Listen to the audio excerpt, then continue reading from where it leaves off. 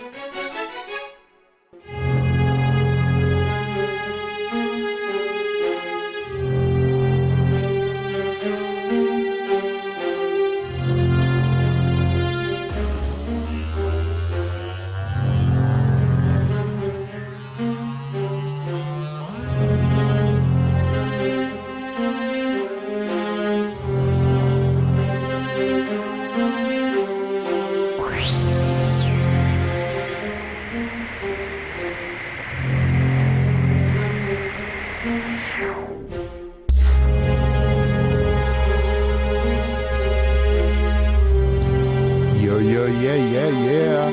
Yeah, yeah.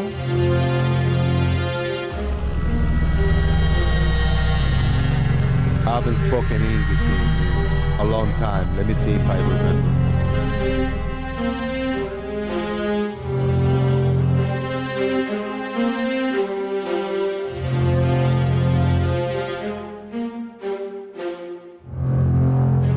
Remember September.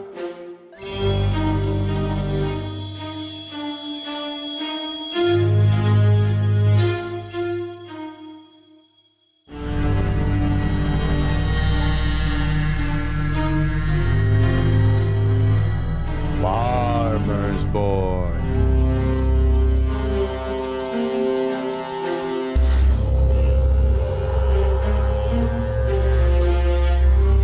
Charlie Crouch. Who are you? The Batman. Truth nerds.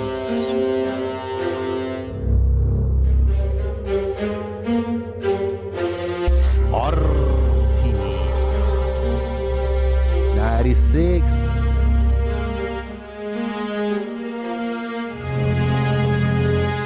Eeny, meeny, tiny Captain. Tiny Captain.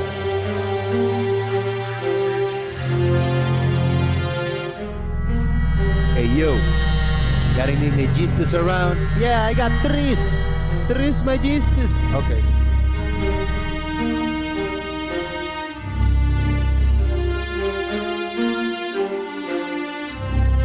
What color is Napoleon White Horse? I don't know. What color is Sabbath? Black. Mr. Victory Radio, Jomongus. Are you ready? Call your mama, call your papa, call your friends. The festivities are about to begin. Boom.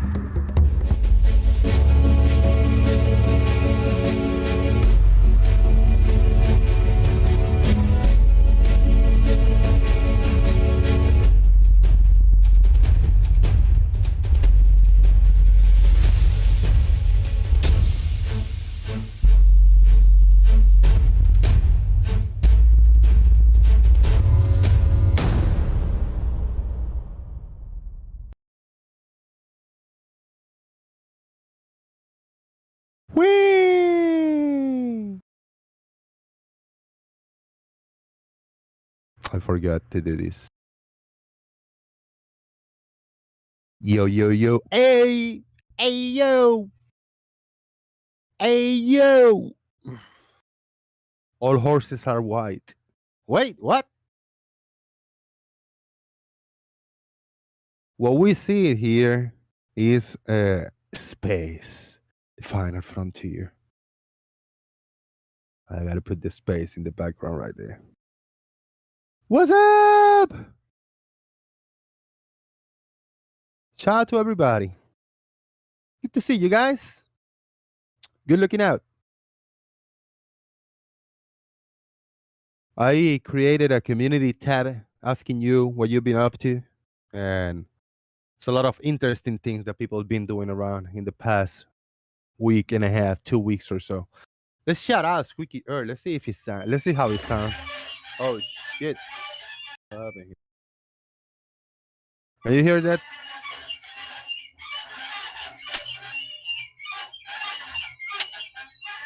Can we do better? Yeah, can do a little better. Microphone.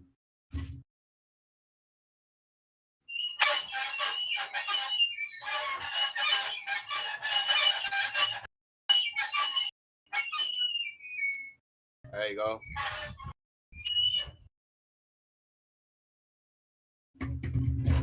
I needed to test the waters. I don't know how close. I don't know how close do I have to get from the microphone. I'm just gonna talk like this because I'm like. No. Feel weird. I am Jose JG. Boom. And I am in Florida, USA. And you are the people from the YouTube universe. And we are here to hang out for a few hours, join in Discord server, have a little bit of fun, chat back and forth, disagreements and all the good stuff, piss people off, yeah, yell a little bit, all the good stuff, whatever you think needs to be done. And you can join us on a Discord server called the Daily. Boom! Find the link in the description box of this video. It can be posted also in the YouTube chat box. I can do it in a little bit, or anybody can do it. Hit the like. 13 people watching. That's very good because I haven't been on. People forgot me. So there are 10 thumbs up. Whoa, where are you at? 10 thumbs up, 10 likes. Good stuff. Give me money. If you don't give me money, I'll do an Arwing. I'll go away. Say that Charlie saying the Arwing quit today because he had no PayPals. Therefore, no more Arwing for sure. Yeah, right. Nobody believes that shit. But you can support me, the channel, the Boom, via PayPal or Super Chat. Hit me up. If you got anything to present, like a good image, good quality image, you can share a link in the YouTube, but it's better if you are in Discord and go ahead to the Daily Boom Uncensored text channel and you can post all the good stuff over there. Images and video clips and all the good stuff. Let's try to keep it kind of related to the show. If we go way off talking to each other, something that have nothing to do with the show, then you go to the Daily Nonsense. Daily Boom Uncensored will be open while the show is live. I gave you all a shout out, I think.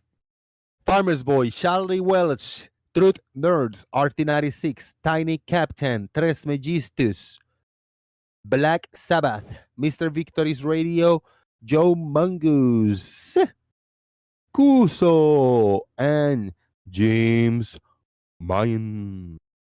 I'm gonna open the Discord. I forgot I had it. I had it private while I do my main rant in the top of the show. But we're all ready to rock and roll. Anybody can join. Just join. Just gonna be chilling, reading your comments, gossiping a little bit until and unless somebody show up to bring the heat and talk about the real stuff. So if you are listening, lurking in the background, I'm calling you out. If you got anything to support, if you don't like what we're talking about, you're not entertained yet. Well, you can join us in the Discord and speak your mind. Let's see what you got. Let's see what each other got. We are not scientists. I'm illiterate. That's what I am, an illiterate. So if you think you can outsmart me and illiterate, if you can outsmart the audience and the other panel members, come over and let's test what you got. They should be smart. Are they? Shout out to Chike and Farmers Boy. Hey, how you doing, mate? What's up? Good, Where good. you been? Where you been? I've been home. Okay then. Yeah, that's it. I've been home. I feel better. I feel good, healthy, ready to sit out here for a few hours in the heat and do this. Good man. That's what we like to hear. Steph Mudd gave me a big 100 Nokia super chat. For 100 Nokias, buy yourself a beer, Jose. That's a good idea. All right. Might be able to afford it with 100 Nokias. 100 Nokias for Stefan. What you got, farmers?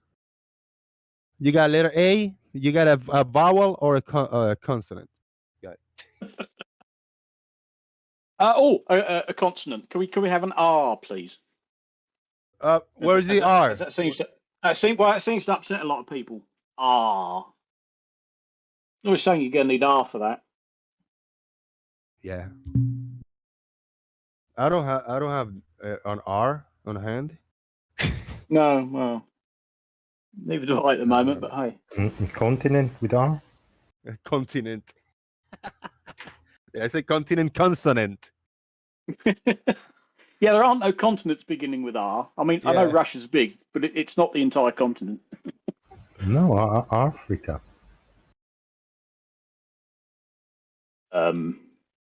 Africa. Mm-hmm. I see. Yeah. Well, I suppose if you spell it wrong, it could start with an R. Yeah. People in YouTube feedback. Are you all enjoying the royalty-free images of Earth on screen? So nice. So very pretty. nice.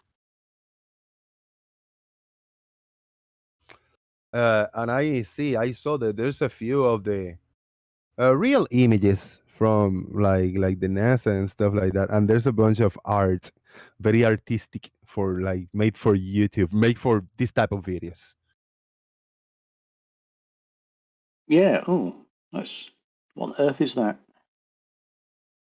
I think most of the pictures are, like taken from the real pictures and rendered in 3D, so we can have this kind of wavy movement and depth perception. RT96 gave me a $2 a $2 super chat for $2. RT96. You're gonna need RT96 for that. Well played. Shout out to that. Well done. Nice one, RT. Very good. Thank you. Thank you. Oh, dear. Yeah, what do you think? This is are a bunch of these look like the real images taken from like Hubble back in the day and made in 3D, or are they just fake images, all of them? Some of them do look familiar, but there have been so many. I mean, certainly Hubble has taken so many amazing photographs. I mean, yeah, I'm sure I've seen most of these before. But they do look cool, right, in 3D? Oh God, yeah, yeah, oh yeah. They know. I mean, Christ, remember what screensavers used to look like? Oh yeah, man. Yeah, back in the day when screensavers were a thing. I mean, you don't really need them now with today's technology, but yeah. No, I never used screensaver. I always turned the screen off. Ever Really? since Yeah, well, XP, yeah. Dude, I was a big fan of screensavers. They were cool, for real. what was it? 3D pipe or something, and the screen would start off black, and it start this textured pipe would just start randomly spreading all over the screen until the screen was full up, and then it would clear and start again and clear and start again. And I could sit there for ages just watching this thing sort of going hither and yon all over the screen. Was that XP or was that Windows 95? I can't remember. It's too long ago. Yeah. Could be nice. But All of them. We have a hold on. Stone Monkey and C4. We can begin the show now. What's up with that? Shout out to C4. Thank God for that. No thanks. What's up, man? Morning. Hey, what's up, buddy? Is it morning, whatever on earth you are? I mean, afternoon. Whenever the sun rotates. It's now afternoon. 12:30 p.m. for me. Yeah. Good. 5:30. You 5 p.m. farmers? Yep, 5:30 in the afternoon here. Yep. What time you on, Shaik? Yeah, 7:27 p.m. Holy shit! Yeah, of course. Damn. Yeah, he's 2 hours the other way from me. Am I I? think I'm 3 hours ahead of you, farmer. 2. I'm 5:30 and you're 7:30. That's 2 hours. Oh, you have daylight saving time then? Yeah. Okay.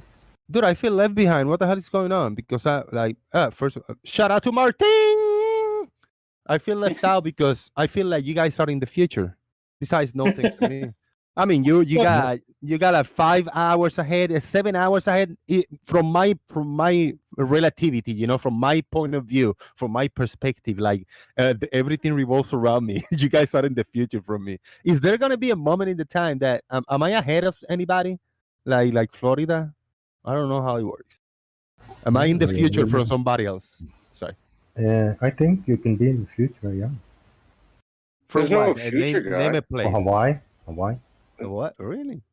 You're not in the future, bud. I mean, we all live on the same level here. The sun has just moved from one place to another. There's no future or past. If I turn the lights on in my house, it doesn't mean it's daylight, a different Beautiful. time. All right, let's have a one-on-one, farmers boy. Your thoughts on that, and let's have this back and forth, farmers and no things. Farmers, did you agree with that? The sun just moved away. Go ahead. No, of course it doesn't. Tell us why, and no thanks can rebut. Relative to us on this planet, it's not the sun that's moving; it's us. Because at the moment it's 2:30 in the morning tomorrow in Sydney. So you think you're behind, Jose? Oh no, you're way behind because it's already tomorrow in Sydney, Australia. No thanks. It's the same exact time, right? I mean, I understand you'd have to start believing crazy stuff, but I'm having a conversation with you. You're hearing me right now. You're not in the future. There's just a light above your head, and you call that a certain time. We're communicating at exactly the same time. I'm saying the words right now, and you're hearing them right now. Yes, but it's not the same time where you are compared to where I am. whatever you denote time there is as. such a thing as time zones. It's a convention, right? Based on the Yes. position of the sun above you. That's all. Yes. Not that it's really above me. I'm not even sure where the sun is because it's just, hello, it's the UK. There's too much cloud, but there is a sun up there somewhere, I'm sure. Yeah. Definitely up. Well, I don't think it's up so much more as across. No, it seems like we're on the same time, but we're not. I'm in higher gravitation, so my time ticks differently than farmers. Your time ticks differently? Mm-hmm. So you have to recalibrate clocks once you travel over a certain distance from one place to another. Well, that I do all the time, but even if not, our clock ticks different, and once every billion years, I need to adjust my clock. Yeah? Well, I mean, you're begging the question of a billion years. I don't know if a billion years exists. It's measured. And you measured a billion years? No, you measured it over a few seconds, and then you do the math for billion years. Of what it would be for a billion years? No, I see. Mm-hmm. Yeah. I mean, yeah, listen, I mean, we're not in the future. You're not in the past. I'm talking to you in real time right now because just because a light that's over top of your head changes its location, I mean, that doesn't make it a different time, past, present, future. But I mean, it is interesting to, I guess, like superheroes and time traveling. It's cool to think about, but it's just not reality. What do you mean not reality? It takes time for your voice to reach me. Does it? I'm definitely not hearing you when you say the things.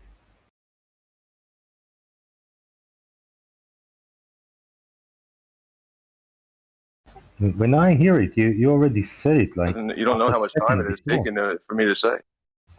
I know how much my time thing. do I know my thing. I don't know how much time it takes. So you think it takes? I might say, me and you, are we talking over each other right now, or am I delayed? No, we'll try. Yeah, let's try not to. Let's try to, point back and forward. But let's try to not cut each other's sentences. I know my ping to the server. I know how much time it takes for something to get from the server to me.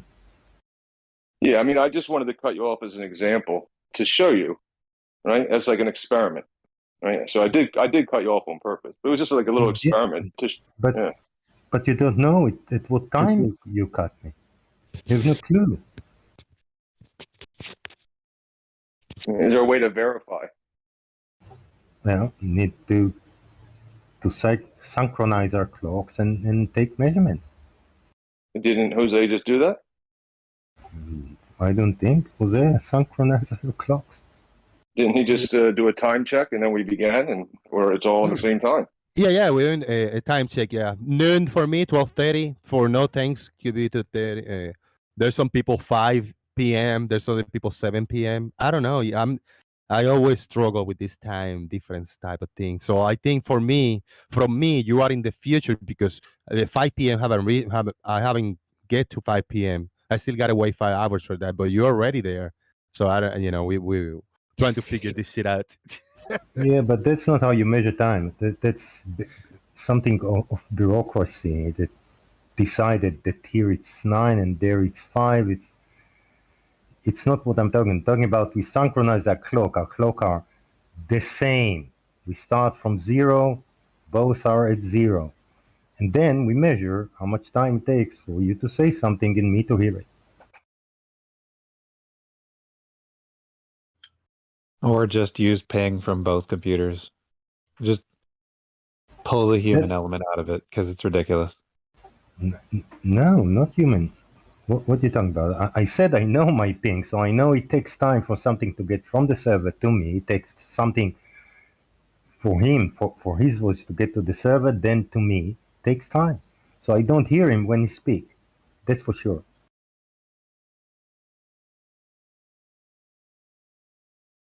Yeah, but so then we're completely done with the idea that somebody's in the future or past. Then, I mean, because that's ridiculous, right? We're not in the future or the past. It's just depending. We made this thing a convention with time, based on the sun's position and the, and daylight.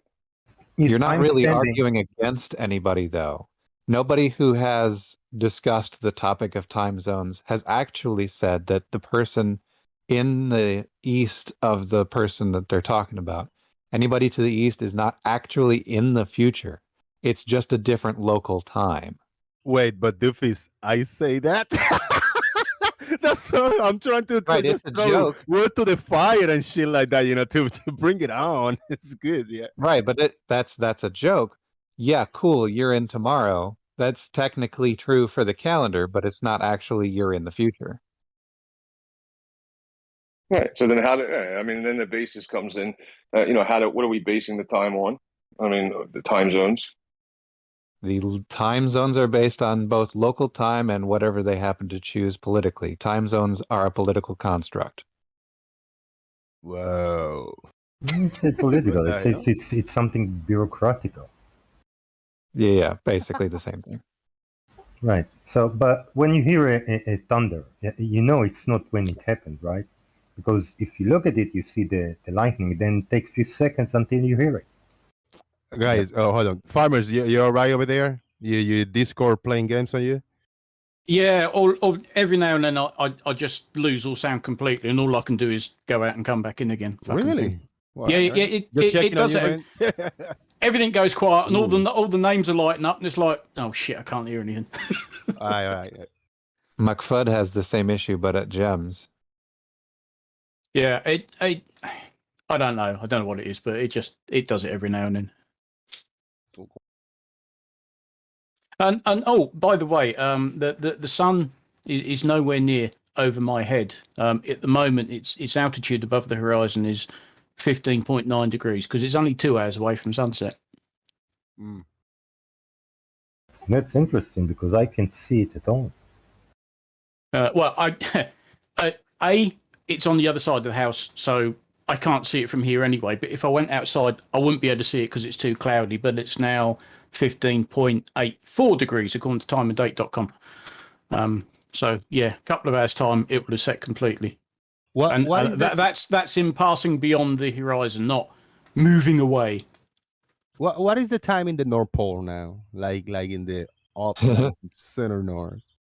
I don't think there is a single clock in the North Pole. You might as well go with UTC at that point. Yes, they will be on UTC, which is 1 hour behind from me, so they will be at like 16:37.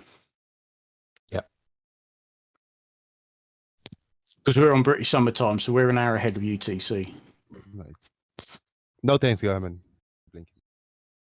Well, you can imagine all these things, right? But somewhere close to, I guess, the equator, away from the pole, right, and away from the pole, you can throw all the clocks away. Just look up at the sun and get a pretty decent estimate of what time it is. Really? Mm. Okay. Doesn't really help you at night, that's for sure. No. You can use other things at night. Yeah. Yeah, but I like don't believe that the time zones, right? The time zones are they based on the night or are they based on the sun? I don't believe in time zones. Wait a minute. Oh. I mean, they definitely exist. What's that? I mean, you are living in a time zone right now. Yeah, it's weird to say I don't zone. believe in time zones. Yeah, I'm living in a zone, an area where the sun shines at a certain time relative to where it shines for you. Yeah, a zone. Oh dear. Just don't zone out. Isn't that fair? I find that fair. I live in maybe in the war zone or whatever. Yeah, I live in an area in the land around me. There's the sun is gonna the sun is gonna be visible throughout many hours a day. It's gonna come out from one side and go in the other side, and that's my zone. So when the sun come up, how did I figure out that it was either 5 or 6 in the morning? I say, you know what? When the sun pop up from the horizon, I'm gonna call it 6 in the morning, and then I'm gonna keep counting around. Is that it? I'm time illiterate. Follow me, guys. Here. Well, I don't know. The one guy doesn't seem to believe in I guess this. Maybe he has a different way of keeping track of what time it is. I got a watch. I am Well, kind. then that conflate that has a Chikey has an issue with that because his watch apparently changes depending on his location. All right, if we really want to entertain this weird conversation, time zones are a convenience. We can say across multiple locations that businesses open at a given time, and that for the people that work there, in order to have a better day-night cycle, for them to sleep better, then they will all have different times relative to each other. So for convenience, these different places have different time relative to each other.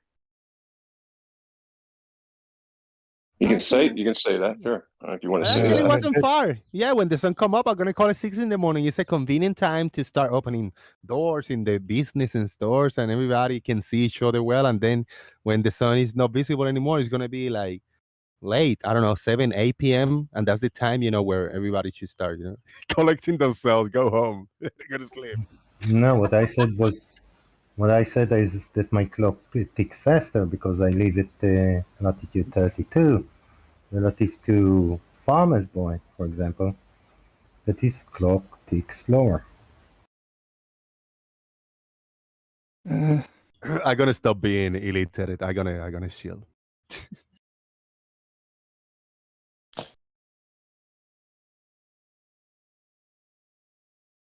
But it's fun, bro. When somebody say Central Time or Mountain or East or where ET, whatever, all those things about time, bro, I have no fucking clue. If we're gonna schedule something for tomorrow, somebody tell me, 5 p.m. my time or whatever, Eastern time. I say, dude, just let's do the math.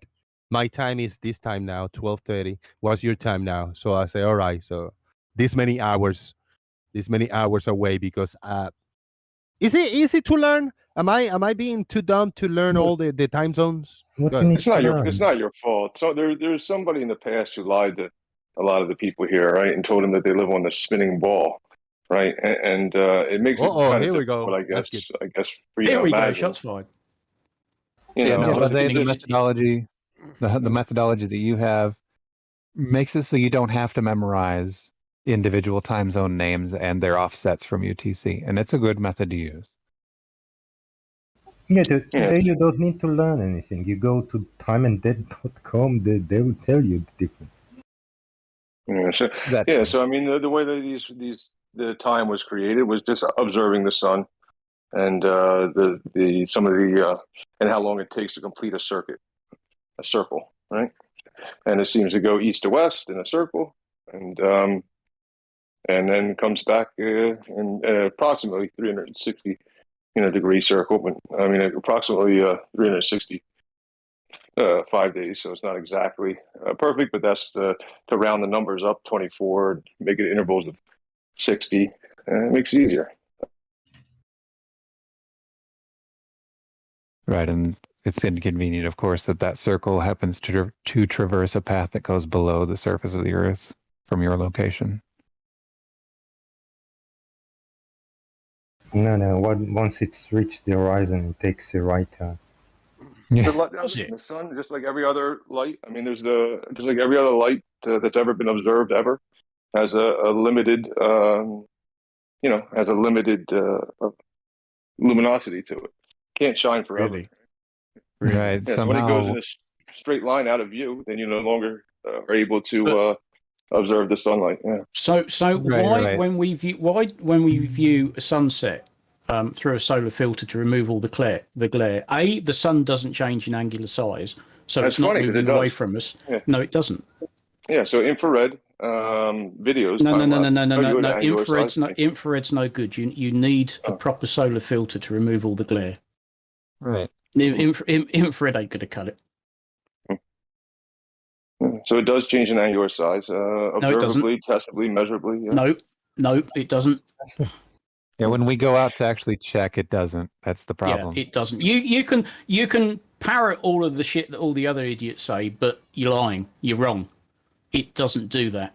Yeah, so you won't notice it so much, I guess, north where most people live. You'll notice it more further south towards the equator. I'm like further south.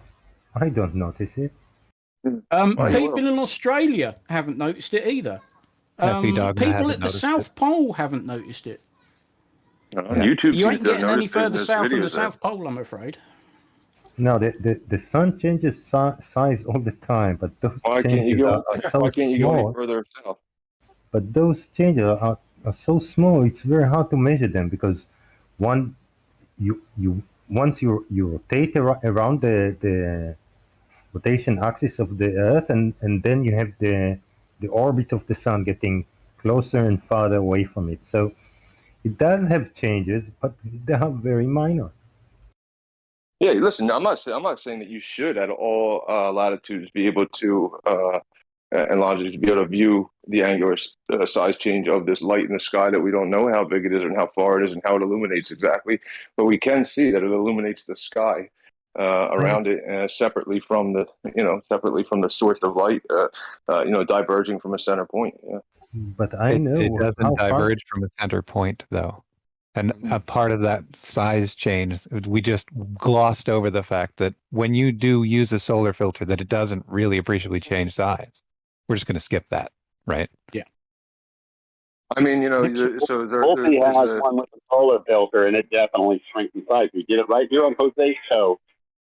Nope. Yeah, I mean, maybe not in the right place.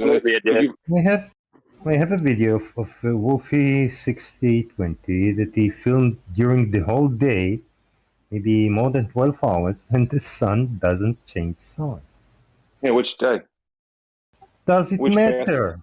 Yes, it does matter. Yeah. Guys, Why? I gotta hold on, Jake. So no thanks. I don't know if you're able to click on my screen. I'm screen sharing. It's a short clip video that the Doofy shared, and it's a guy showing the sun behind him, and then he put a filter in front of him, like short demonstration. It's really cool. Let me know when you're watching, and we'll play it. I'm gonna play it. I'm gonna loop it 2 or 3 times. It has audio on it too, so I'm gonna play the first time with audio, and then I'm gonna let it loop without audio, and we can. All right, here we go. 3, 2, 1. Let me show you why you can't measure the size of the sun based on taking a picture or video unless you're using a proper filter. There's the sun. That's how big it is. Looks a lot bigger until you put a filter on it. Let me show you why you can't measure the size of the sun. If you saw it, what do you think? What are your thoughts? No thanks, you first.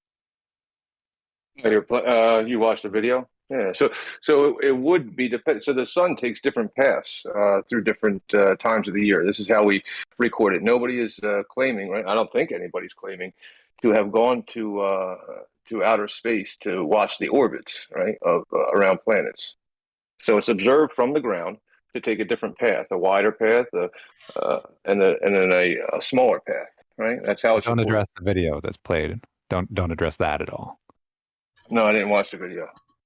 Of course not. All right, I can you look at the Daily Boom Uncensored text chat or not? Can you look at it? No thanks. I'm gonna take two screenshots of what he's showing. There it is. Yep. Yeah, screenshot number 1 is that, and screenshot number 2 is when he has the solar filter on it. So when you're taking a picture or a video of a sun without a proper filter, you're gonna see what is on the chat box, and then this is with the filter is what you will see. There you go. Right, so when you put, I see. Listen, I'm watching. When you put this strange solar filter magnifying glass in front of the sun, it looks. Not a magnifying glass. It's a filter. It's a screen type of thing. It's a different type of screen filter.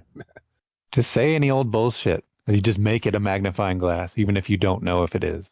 Yep. I mean, that's what you wanted me to see. So I saw it. What does it tell you? I guess, what does it tell you? You want to go ahead? You may proceed with whatever it tells you. It tells you that the glare of the sun is not the size of the sun. When you record the sun without a solar filter, then the size of the sun. When you record the sun without a solar filter, then the size of the sun is not something you can go by. on that video. That's what it tells you. Okay.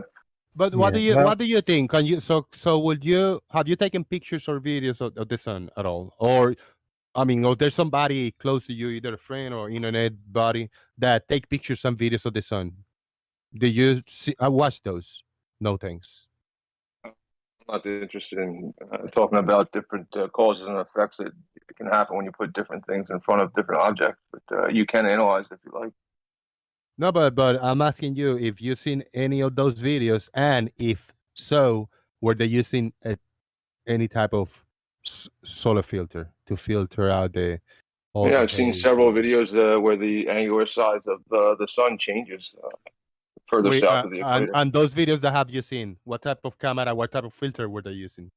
You're gonna have to check back on the camera model and everything. Yeah.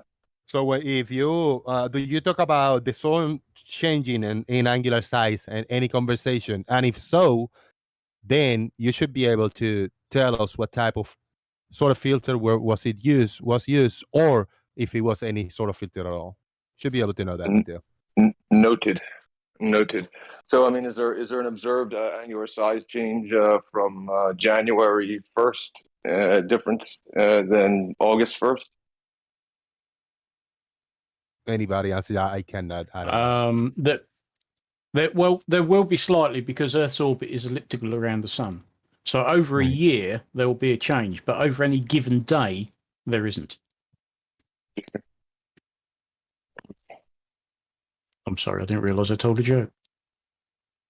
So there's an angular size change, different that it's not exactly measured every day, right? Is it?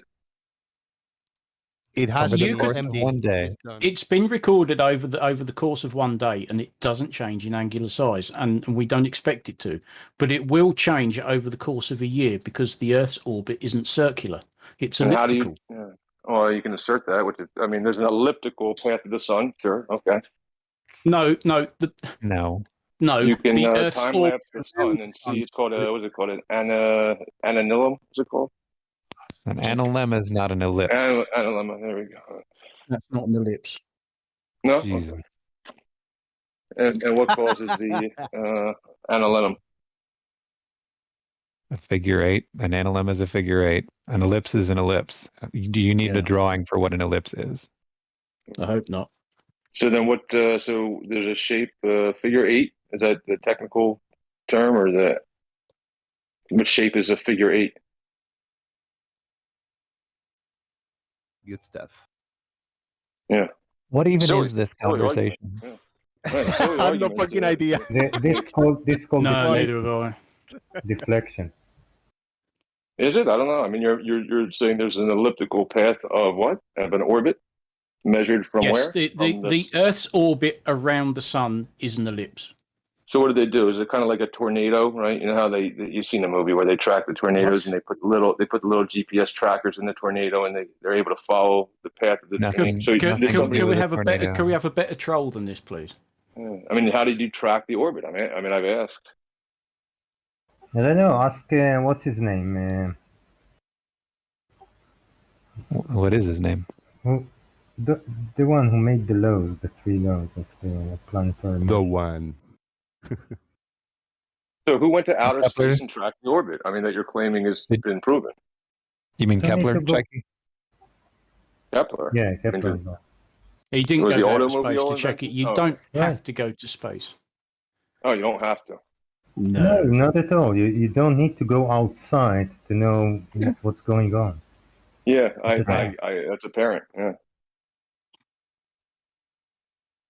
Not as what they teach you on the level, but you don't. I don't know. Well, they don't teach you anything. Yeah, I didn't. Yeah, so so you're viewing the path that the sun takes from the ground. From you level yourself out on a in a stationary position on the ground, and then you view the sun, right? So the sun does this. What is the sun doing? It's elliptical? No, the sun is not elliptical. Oh. It's following a path that's in a plane that's not parallel with the surface of the ground, which means it goes below the surface of the ground. Of course, you'll ignore that part. Yeah, sure. Yeah, it doesn't go below the surface of the ground. Yeah, for sure. I mean, anybody can tell you that. It does. We can track the sun throughout the day, and it follows a circular path, and that circle traverses below the horizon. Yeah, right. I understand you can put in certain coordinate system, and you can set your telescope up to track a certain star, and then it'll start telling you the stars It's beneath not the feet. about coordinate It's systems. unbelievable. It's Yeah. totally not about coordinate systems. You don't I need a love telescope. the blatant dishonesty in your conversation tactics. Fun. All right. I'm just having just looking for where you say you didn't go to outer space, that you track it from the ground, and because you can't see it, it must be underground. That's absurd. Yeah.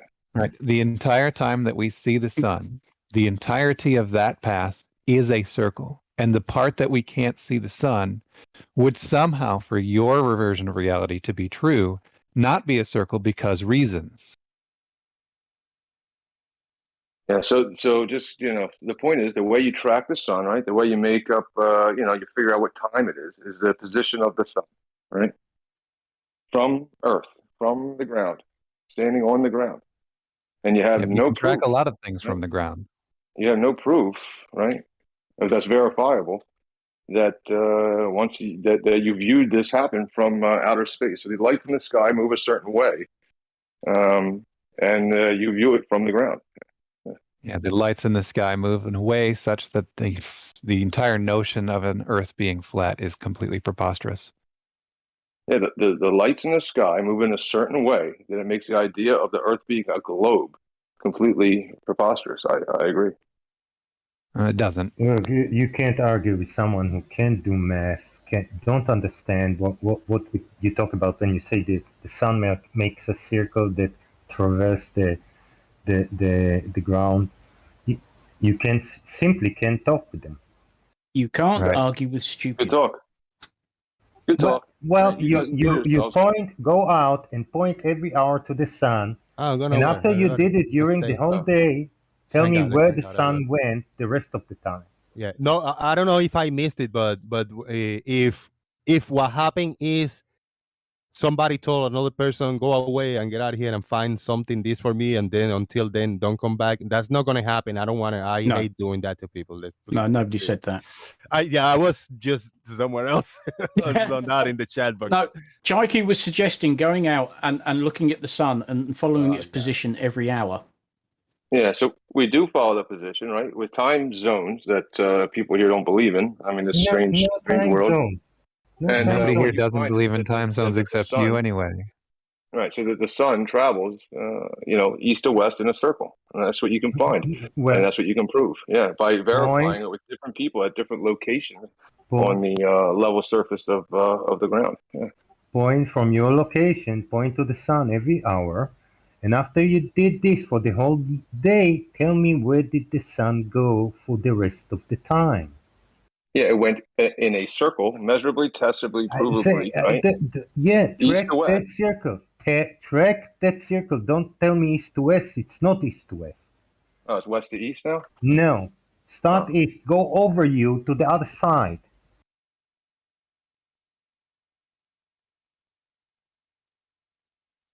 Track it. Follow the circle. Show me what the circle looks like and what should be it's continuous, where it should be when you don't see it.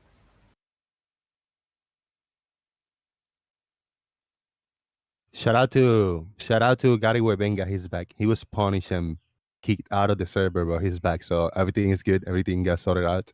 Good looking at.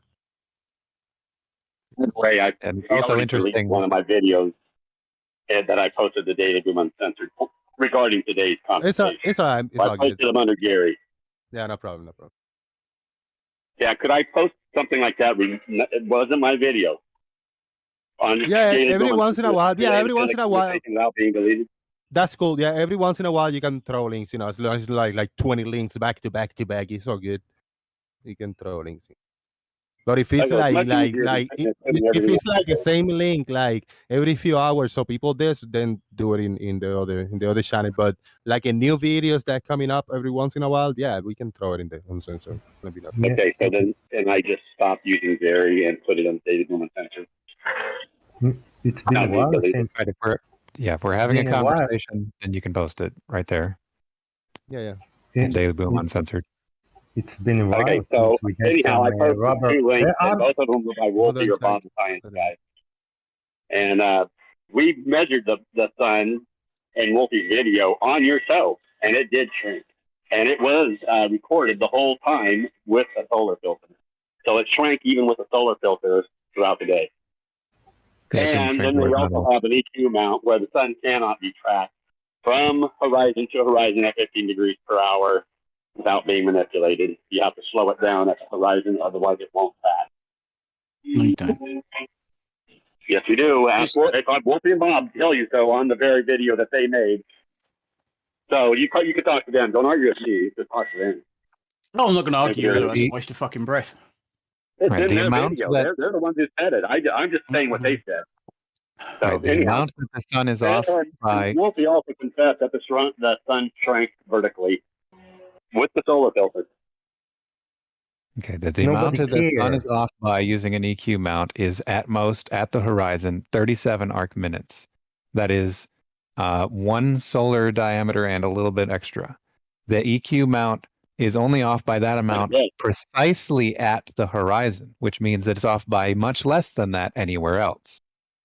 So what you just did is confess that the EQ mount cannot track anything accurately from horizon to horizon at 15 degrees per hour. Thank you. No, that's not what I did. Thanks, Gary. That is what you did, because it can't. You made an excuse for it because it can't do it, so you made an excuse for it. But it can't do it. They have to manipulate it. I can't remember what the name of the thing was. I've got it somewhere, but Wolfie said it's a tracking system. It's a tracking rate adjustment in order to make it track across all the way to the horizon. Without it, it doesn't. Right. You mean a refraction correction, just like all celestial and navigation? No, I know you call it refraction, but it can't. The point is, it's great that you cut in right as I was in the middle of talking. I love it when Gary cuts in when I'm in the middle of talking.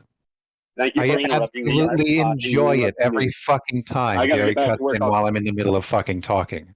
All right, guys, we gotta figure this out. Like, let's try not to do this too much. It's crazy. All right, so the refraction correction is the same refraction correction that all celestial navigation uses. That correction gets us a more accurate fix for our position using what we understand about our atmosphere and the shape of our Earth. Yeah, and we don't go to the horizon. We have people that track the sun only when it's above the horizon, quite high. We'll see that it's always the same size, always move at the same rate for everyone, almost, except those that it's on the horizon for. Well, it's different sun if it's not on the horizon. It cannot track from horizon to horizon at 15 degrees per hour. It just can't. Yeah, we know, Gary. We know. We got it. That you guys have claimed forever. As long as I've been a flat earther, you guys have claimed the EQ mount works on a ball earth because it can track all the way around. This is bullshit. No, and no one said all the way around. No one ever said all the way around. Oh, yes, they have. You guys are telling us to track the sun when it's below the horizon. You're saying that. That's exactly what you're saying. Okay, Chuck, there is actually precedent there. You can track the sun for an entire 24-hour period to arrive back at the same point that it started.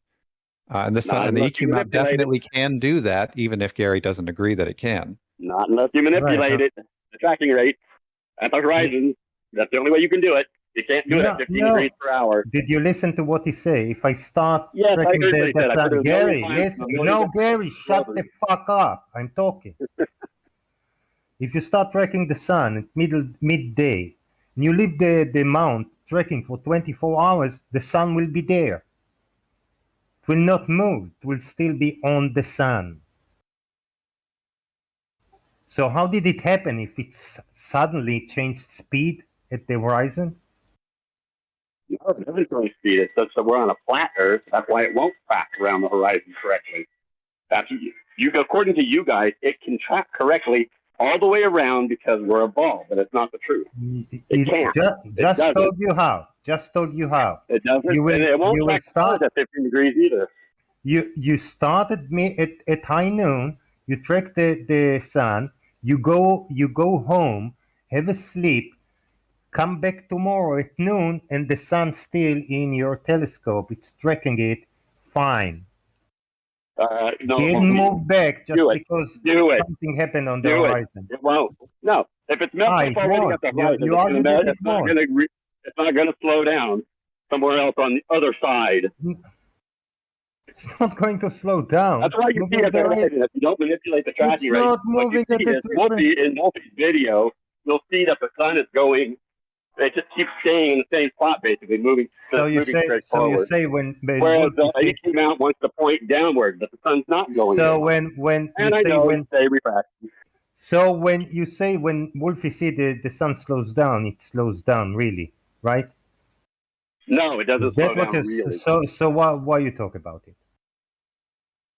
I'm It's saying viewed the as sun it's doesn't viewed slow as it down. stops It's What are moving. you moving trying to forward. prove? It's not going down. Yep, What are you stops trying to moving. prove? Sits in the sky longer than 15 Yeah. degrees. Yeah. Really? Yeah, it's 14.5 degrees per hour instead of 15. That's not really a big difference now, is it? I guess the Earth slows down. First of all, it only goes 50 degrees, 2 days a year? The rest of the days of the year, it doesn't? No, all days of the year it's 15 degrees per hour. No, it isn't. The sun doesn't, it's not on a perfect 24-hour schedule. Yeah, it's You should know that by now. 15.04 and 15 or 14.96. And on that the adds up average, over time. it's So 15 degrees per hour. It's not. called a solar average because of our elliptical orbit. So I know it's an elliptical orbit of the sun, yes. We're just orbiting elliptically around the sun. Yeah. It's an elliptical orbit over. By how much? The sun does not appear to take an elliptical orbit around the Earth. Sure Sorry, it does. Gary. It No, doesn't. that's why every day right now, because we're past the solstice and we're heading for the other solstice, right? So every day the sun rises just slightly south of where it did the previous day and sets just slightly south of the previous day because it's heading for the other one. It's an elliptical orbit. That doesn't describe an ellipse, Gary. Maybe I need to educate you on geometry. That's a circle that we say that it goes around the flat circle Earth, but it's an elliptical. That's why each day it does a little bit more, a little more south where it sets, a little more south where it rises, till it hits the solstice, and then it sits there for about 30 days or about 3 weeks, pretty much at the same spot, and then it reverses and goes the other way in an elliptical orbit, where it'll go a little more north each day where it rises, a little more north where it sets. Those are elliptical orbits. Gary, that doesn't describe an ellipse. That describes a circle that's widening and shrinking. That's an elliptical orbit. No. It's not a perfect circle, is it?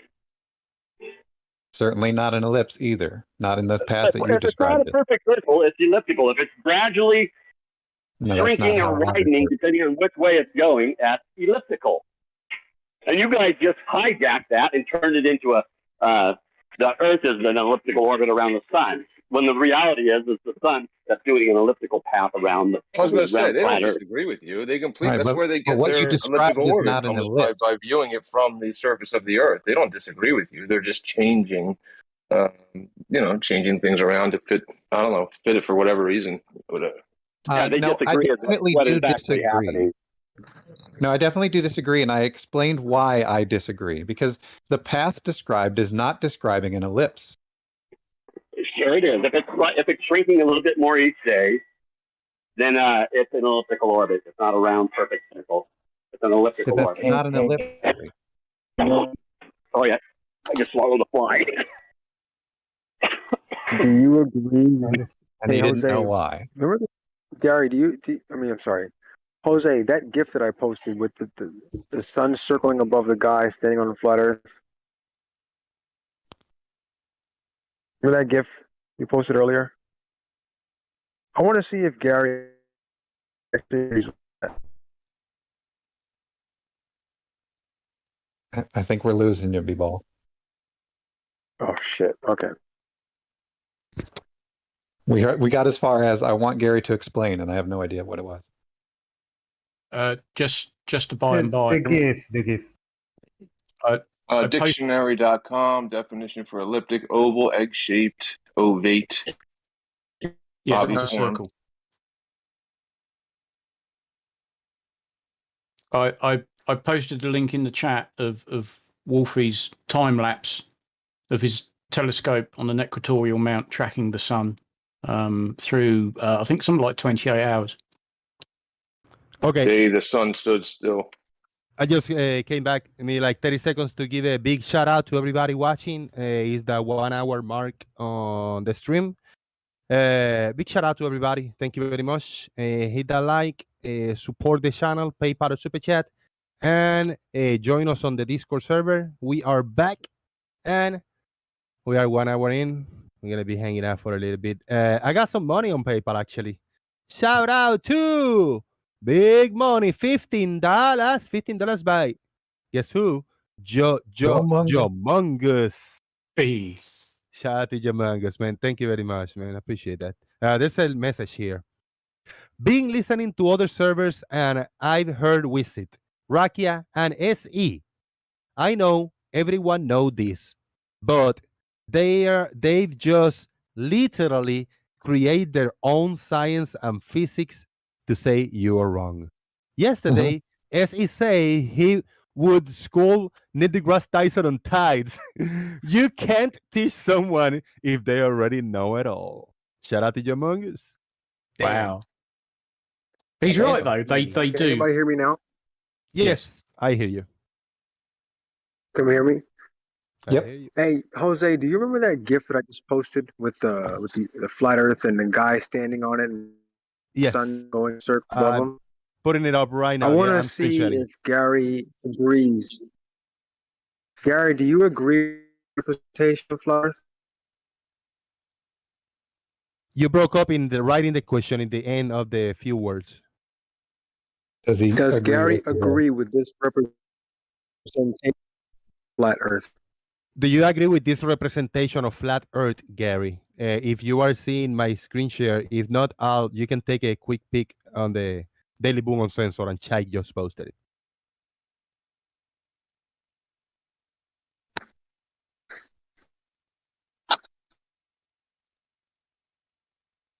No comments, Gary. Gary's here to answer questions.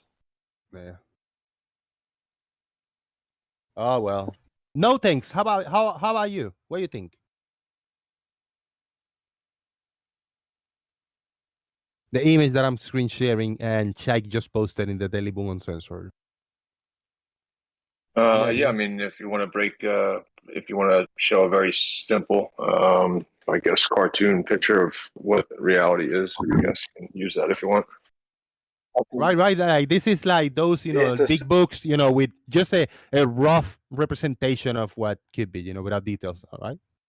Yeah, but we live in the real world. We don't live in a cartoon, and there's many factors. There's wind. There's what we see through. There's how these things are working. But this is a cute cartoon, and yeah, I mean, if your only point is to demonstrate that the sun moves above us, then it's a great picture. There you go. Okay. So you think the sun should be farther or closer to the ground? I think the sun is wherever it is. It's in an apparent position above us. Well, what do you? I mean, I'm asking you. Do you think this is a close enough? Do you think the sun's farther or closer than this representation? I believe that a model is made to represent reality, so wherever it needs to be to represent reality. So let's say it's closer to the ground. Go ahead, move it closer to the ground. Okay, so how you see how that circle of light is hitting the ground? Do you think that circle of light would be smaller or bigger? Whatever it is represented in reality, meaning if you want to confirm with people in different areas and see how far east or west they are of the sun's orbit to really exact that circle of light, then that's what you'd have to do. Okay. Now, even if we put that sun just a tad bit closer, what would be stopping someone from seeing it at midnight? The amount of light that it gives off. Yeah, but I mean, even still, I should still be able to see it, don't you think, based on this representation? Because I mean, even if I'm at, okay. Even if I'm looking at a street light, right, that's not lighting up my immediate location, if I move away from it, I can still see the street light, correct? No. At a certain point, you move Why, far enough away from it, you can't see it.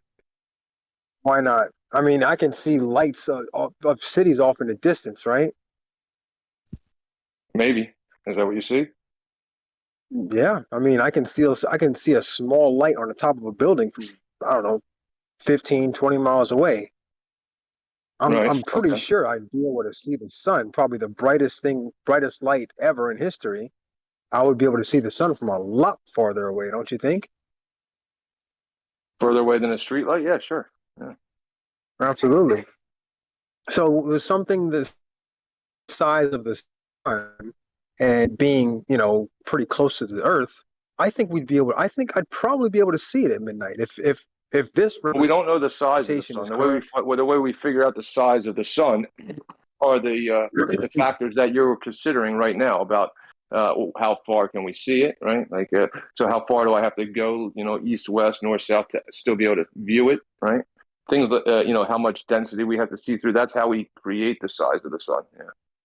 Well, well, being the brightness that the sun is, let's just put the sun, let's say it's 10 miles wide and being as bright as it is. Do you not think we'd be able to see it if it was, I don't know, 3,000 miles above the Earth? Sure. If it was 10 miles above, far away from me, 10 miles No, I away said from me. 10 miles wide.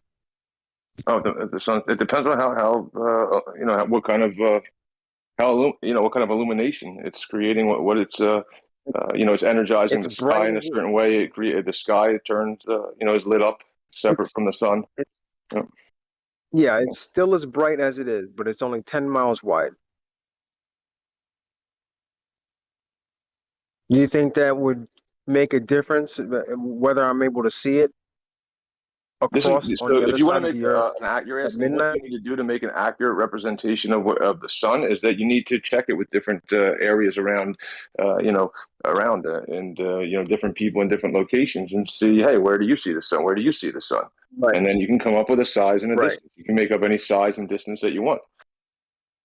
So do you think that let's say if the sun was a pretty close distance and I had two people on Earth, right, and we both looked at the sun and we got an angle to the sun. Hmm. Obviously, if it was pretty close, we'd probably be able to make a triangle, right? If we're both looking at it and we both got an angle above the Earth, You would be that the would probably first. make I mean, some sort of triangle. you'd be the first to successfully triangulate the position of the sun that is claimed by I'm sorry, by all authorities to be in the. I mean, I think I mean, anybody could do this, you know? What if Jose in Hawaii, I mean, in Hawaii, Jose in Florida, um, looked at the sun and it was a specific angle, and then I here in Texas, well now I'm in Texas, I looked up and the sun was directly above me, and it was a specific angle. We would probably be able to make a triangle. No, no, with knowing that the baseline is a specific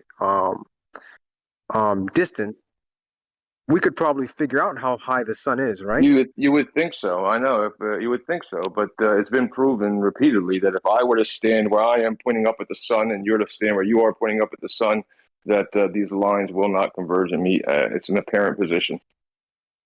Right. So that basically that gives evidence to the sun being a lot farther away because those lines wouldn't converge, right? They basically be parallel.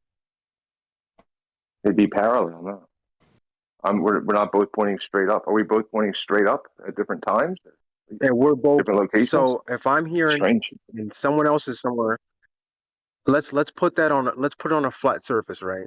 If Jose is looking at the sun at 45 degrees in Florida and I'm in Texas and I'm looking directly up, that's going to make a triangle, right? Yeah, you can't triangulate the sun. It's in an apparent position, but you can try. Okay. Yeah. But if I'm looking up and let's say Jose's looking up and it's directly above him, and I'm looking up and it's almost directly above me, those lines are probably not going to converge. Or if they do, they're probably going to converge a hell of a lot farther away. That makes sense? Yeah, you just can't. Right. So what's your point? You just can't triangulate the sun. It's in a different apparent position relative to everybody, Yeah. every single person. I could be 5 feet away, and I'll still be pointing at the wrong spot from the next person. That's No, but not we'll really how both be pointing. triangulation works, though, is it? I don't Are you understand asking me or this people? apparent. I'm this asking apparent- you. B-Ball and I have actually triangulated the sun. Well, and you guys are the first. No, I did it with No, we're not Blue first. Marble the year before. No, the second then. No, Well, I'm sure anybody. people have can do it. attempted. I'm sorry. I successfully triangulated the accurate position. You have Or just never heard. triangulated? You have never heard before. Bob just told you that he triangulated the sun with Beeble, and previous to that with Blue Marble. You don't think that anybody in history of humanity have triangulated the sun before? No, thanks. That's a direct question to you. Yeah, accurately. No, of course not. No. All right, I'll rest my You case. can triangulate it. Yeah, sure. You can, and then you'll get a certain distance, and you have to assume that, and you have to assume the size. Sure, but you're not going to be able to Do accurately, you have I to guess, assume navigate. the size of the sun to triangulate it? Well, you have to assume the distance. No. Do you? Oh, okay. Okay. Yeah. I Do guess you? not. Yeah. Well, you have to. What do come you up with need a to do to distance, triangulate something? Yeah. You tell me. You triangulated it. Yeah. What'd you do? So you don't know how to do No, triangulation? no. Tell me how. Great. You need to measure a baseline, and you need to check an angle between both ends of that baseline, and then you form a triangle. And what did That's you do how with you that triangle? triangulate. Okay. And what did you do with that triangle? I measured it. I measured the height of the sun. Okay. And how high was it? Well, it depended on who you were talking to, because when I triangulated it with B-Ball, I got one answer, and when I triangulated it with Blue Marble Science, I got another answer because they aren't at the same location, and triangulation doesn't work on a spherical surface. Yeah. Because the sun is not local; it's distant, and a light arrives in parallel. Yeah, you can triangulate the moon though, so I don't know what the hell is going on in the sky, but it definitely doesn't prove where we're standing. Yeah. Can you? Yeah, it's strange. Yeah. How high is the moon? Do you got any idea? Do you agree consensus on your side of what height is the moon? I'm very interested in this distance. Our buddy just said the height doesn't matter. Oh, but so it can be done, but nobody have done it. Is that what you're saying? No thanks. When you when you triangulate the moon as well, right? It shows that you're at the same height, right? Like our friend just said, no curve, no drop. You're at the same height, but the moon and the sun they work a little different. Well, no, you don't triangulate the distance to the moon. You use something called parallax, and parallax gives a distance to the moon, and you can do it from a variety of locations on the Earth, and it comes back to the same distance because you're using parallax. You're not triangulating it. So, what did you do with your triangulation of the sun? Like, what practical use did you make of it? I ruled out the flat Earth. Oh, okay, awesome. Well, I ruled in the flat Earth. Well, I can say things too. I can say things. No, I actually demonstrated it. So you can't do anything with this triangulation of that you're making, right? You can't travel with it. You can't accurately, navigate. You can't measure the distance to the sun with it. No, because the Earth is not flat; it's curved. Yeah, and right. Sunlight comes in parallel, not from a local sun, and that's the only possibility. The other three are ruled out.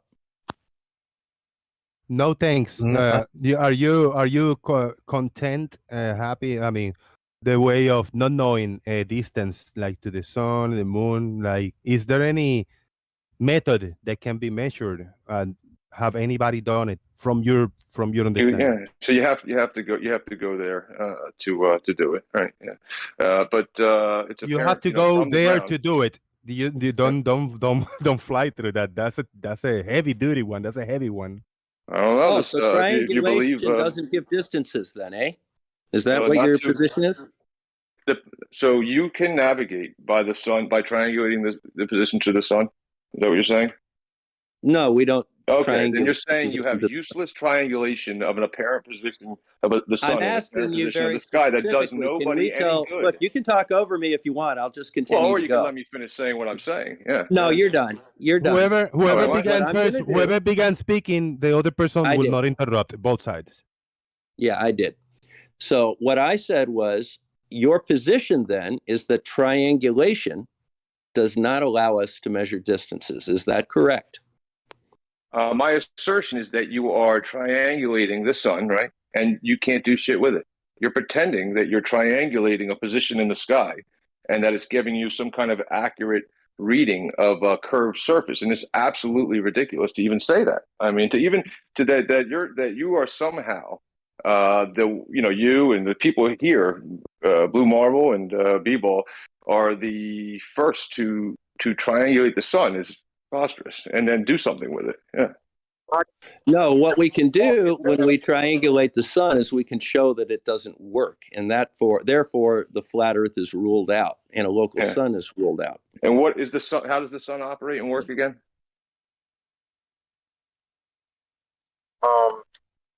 You can see it and you can measure to it. He just said he can't measure to it. I have a question for you. No. He said he can't. He said that his proof that the Earth is curved is that you can't measure the sun, and that's why me measuring the sun was so great. My proof that the Earth is not flat is that it doesn't accurately triangulate. It comes back to different locations, regardless of where you are. Right. Or to put another way, that shows curvature must be present.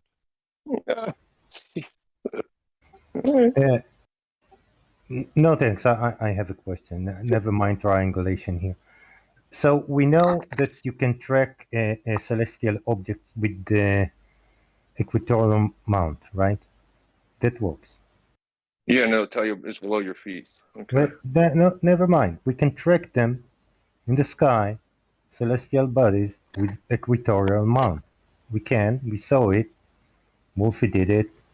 It works. Do you think? Yeah, so you can take the celestial sphere model, right, and then you can imagine another. Oh, go ahead. Do you think you can make an equatorial mount, walk on the flat pizza that Bebo posted, tracking celestial objects anywhere other than the North Pole? I had to repeat the question. What's the question? Can you make a equatorial mount track celestial bodies anywhere on the flat pizza other than the North Pole? Do we need to go to the North Pole to get No. Anywhere yes. but the North Pole. I don't know. You have an answer. Go ahead. I don't have an answer. I'm asking you. Your question is just kind of choppy. The question is, how can we go about making an equatorial mount track anything we see in the sky anywhere but the North Pole? How can you do it without the North Pole? How can we do it anywhere on Earth except for the North Pole? What do we need to do in order to make an equatorial mount work for a flat Earth? Well, first, I mean, the Earth is flat. It's obviously flat. I mean, that's fine. It's fine. Yeah. Now make an equatorial mount. Chai is trying to answer. He's not. He's began the answer with the Earth is flat. Go ahead, let him answer. That was not a direct answer. What I want you to do is make equatorial mount that work like we know they do, and make it track anything in any place on the pizza other than the center of it. Can you do it? Demonstrate it.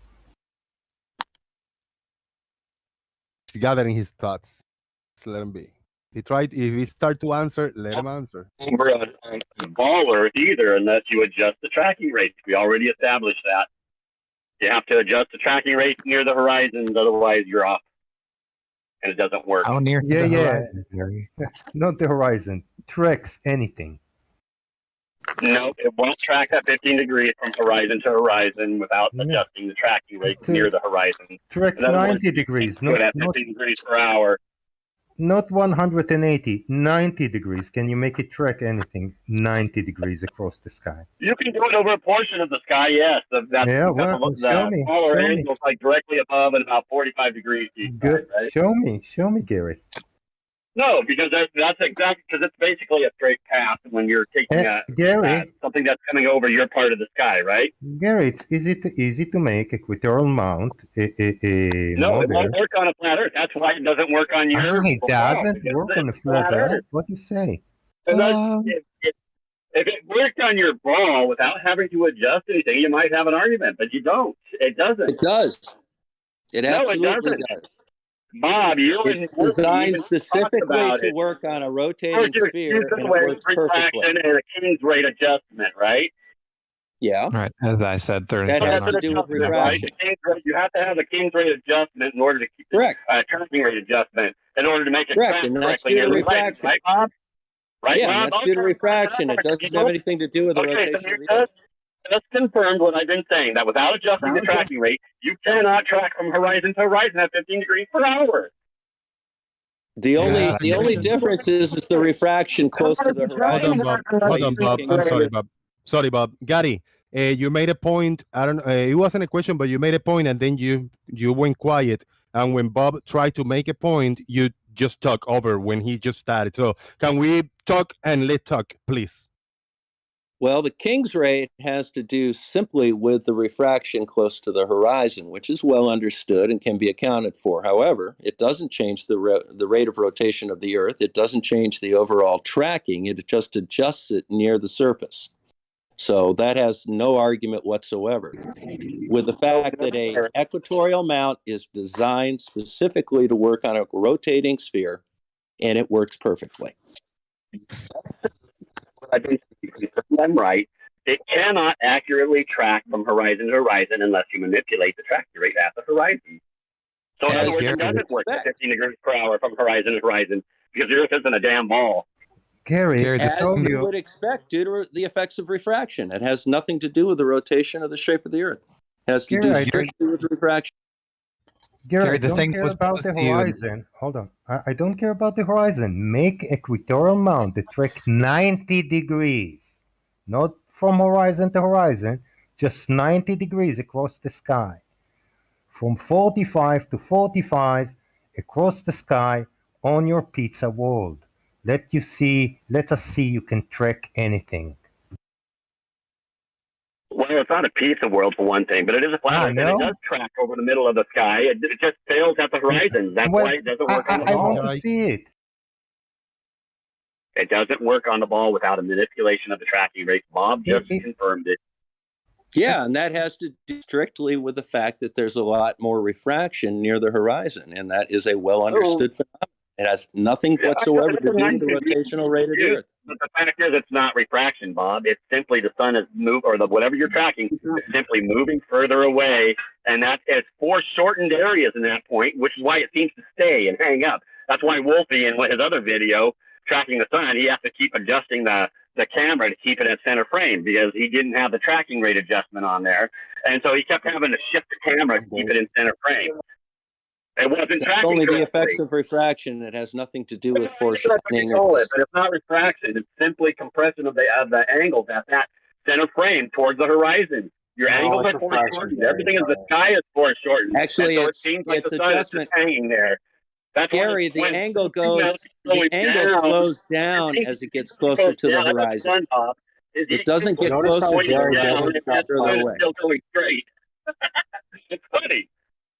Your EQ doesn't work on a ball unless you manipulate it, and with manipulation you make it work on a flat. So you on a rotating sphere, Gary. What it's designed. Gary, tell that to all the engineers. I got to get back to work. So Gary, you're going to make you're going to show us how it works on flat pizza? Not asking questions. He went to work. He's right. Yeah, this is part of the problem. He's not addressing the thing that was posed to him. Say we have this thing that we assume the Earth is spherical, and it works for as Chaiki requested, just 90 degrees of the sky, a traversal of something across the sky. Now we have that thing that works for a spherical Earth, and it does do that for that 90 degrees. Can we get a flat Earth version of that mount that does the same thing? I'm waiting for a little It would window. have to be. Let me throw a quick comment. I was waiting for a window to throw a shout out to Thurs. Thurs hooked me up on PayPal with $11. Thank you, Thurs. Appreciate that, man. And there's a comment for So $11 at Thurs. For $11 for Thurs. When you look from space, you can see lights of cities. How can you not see the light in the dark if it's in view of your eyes? How can you not see the light in the dark if it's in view of your eyes? Something needs to block it. Very good question. So if you are above and the sun should be over the surface somewhere, you should see the light. If we are on Earth and the sun is up there, we should see the light if on a flat plane, you know? Yeah, the sun is always above us. You can't see through the fog, especially miles and miles and miles of atmos. Yeah. You can't see what about forever. when it goes below the? What about when it goes below the horizon, though? Yeah, we don't see Clearly goes fog in the way. below the We see horizon. the Earth. There is no below the horizon, right? The What's horizon is just a twilight? point. What's twilight?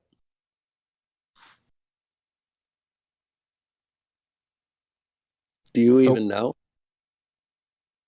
So when I see a horizon and I see the bottom of the big ships in the ocean and big buildings and lighthouses, the bottom half cut by the horizon, those things are not below the horizon. No thanks. The definition of twilight has to do with the center of the sun and how far it is below the horizon, and it's very, very well described. So the golden hour. So what about the picture I just posted? How many twilights are there? How many twilights are there, and what are their definitions? Do you know? Bob, what is the golden hour? Well, the golden hour is the amount of time you have to get a trauma victim to surgery and replace and fluid resuscitate them. We're talking about that when the sun is going towards the horizon. While the sun is fully visible, we call it the golden hour, right? No. No. Yes. Yes. No. No. Photography talks about it all the time because it's a nice time to take pictures. You get less glare. Why? No, I'm talking about twilight. There are 3 different types of twilight. What are the golden hour? They're 2 different things. What's the golden hour, Bob?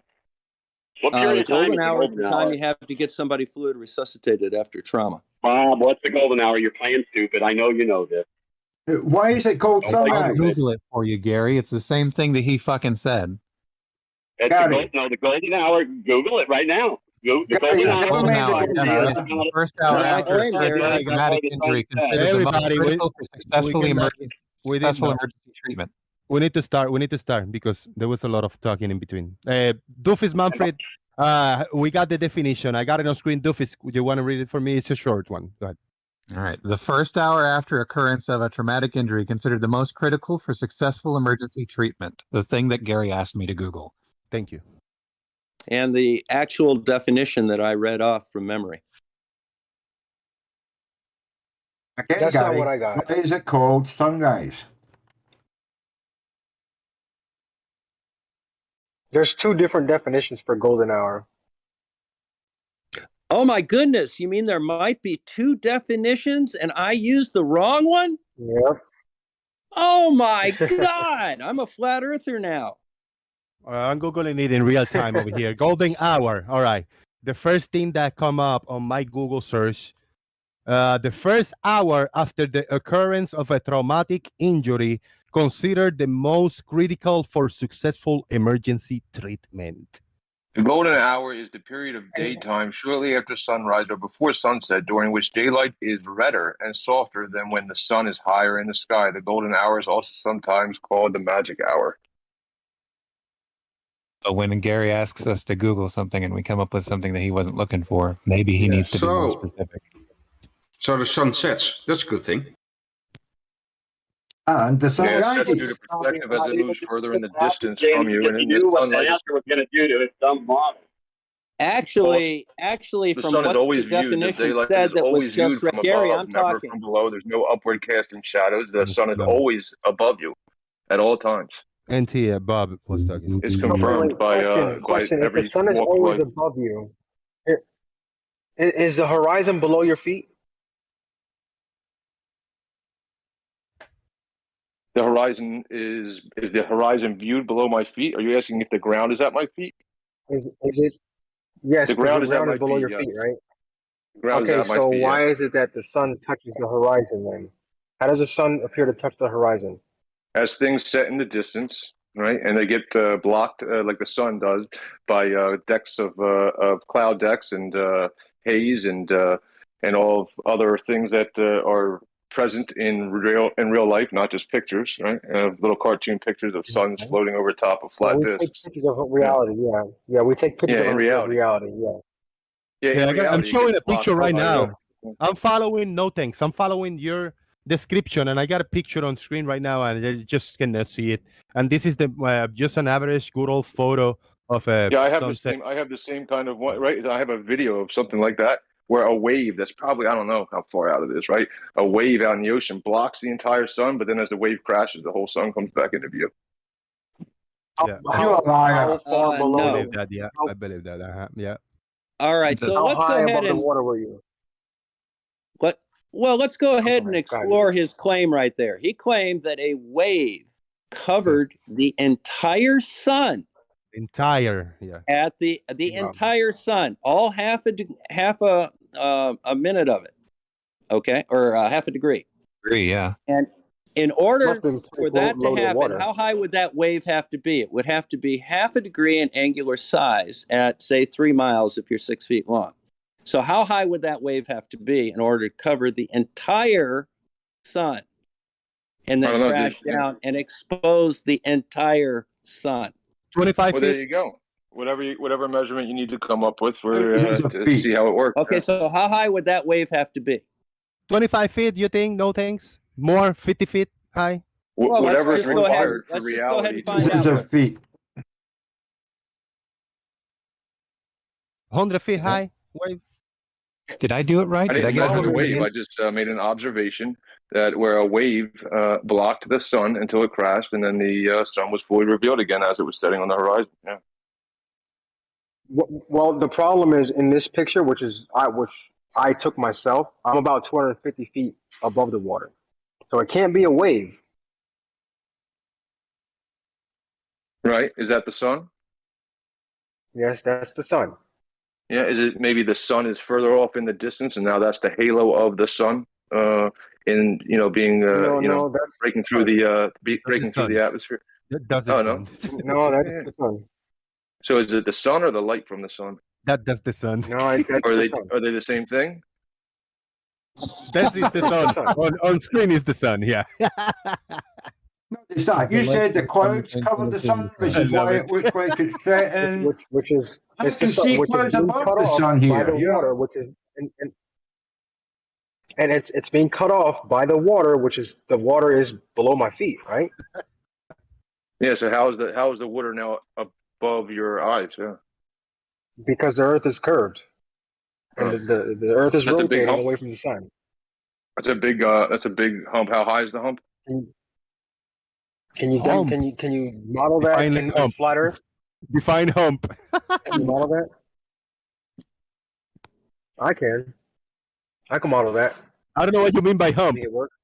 bro. Well, I mean, that's just what he said. He said that shows that it's a big hump of Earth of No, water. it's not. No. Did No, people it's not say what you hump? Did you say hump? I That- didn't hear You want that. to see how I modeled it?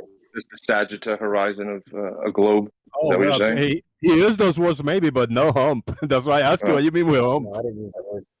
He didn't use any of the words. He just said, "There, look, done." Here's how I modeled it in my Doesn't matter in if my the sun garage. changes. You see Doesn't matter if the there. sun changes size in that moment. If things are magnified in the distance, it just matters that something's obstructing it. Therefore, hump. Yeah. Therefore, hump. Therefore, hump. Well, how Oh, high is the sun in your world? Is the sun higher than 3,000 miles in your world? Yeah, in the real world, it's always higher. In the real world, it's always higher, which is confirmable, right? It's never below, right? It's always confirmed to be higher due to light and no upward casting shadows anywhere on Earth. None. Zero. Done deal. Well, actually, there are upward casting shadows on Earth. Right. You can try to search out a mountaintop shadow that is incorrectly viewed. Once you find out that the mountain itself is about you can easily do it in your own home. The type of clouds that are shown in the photograph have like a maximum altitude of around 12,000 feet, therefore showing that the clouds are below the mountaintop, and which would necessitate a downward cast shadow. Yeah. Nope, clouds are not maxed out at 12,000 feet. No thanks. Second of all, you can go. You're lying. Second of all, you can go to the top of a high building. Hold on, Bob. Second of all, you can go to the top of a high building and you can show sunlight on the roof of that top observation deck going upward. Yeah, whenever there's a reflective floor, whenever there's like a reflective surface, like a window, a floor, a polished floor, then you can bounce light off the ground and have an upward casting shadow. I can do it in my living room right now. So first, hold on, Bob. So first, the mountain was above the clouds, definitely. That's why we see this. But if we actually see the cloud above the mountain, then it's a reflection. Is that what you're saying? No, thanks. So first was definitely above the clouds. Now, if it's below the clouds, then it's a reflection. You changed too quick, man. Goalposts move so quick, bro. Well, they can't keep their story straight. They can't keep their story straight because they don't understand what they're talking about. So, see, right there is a classic example. The clouds are not below the mountaintop; they're above the mountaintop. So his entire explanation is. If they were below the mountaintop, if the mountain was above the clouds, it would be touching the clouds with the shadow with the mountain, and it's not. It's way above the cloud is way above the top of the mountain for it to be a separation between the shadow and the mountain. Boom. So your argument is dismissed, my friend. Try another one. Right. And the second one that went with that is the Stingray took the topography, the elevation data from that area, and shined a light source from below horizontal, and well, wouldn't you know it? It looks exactly like that.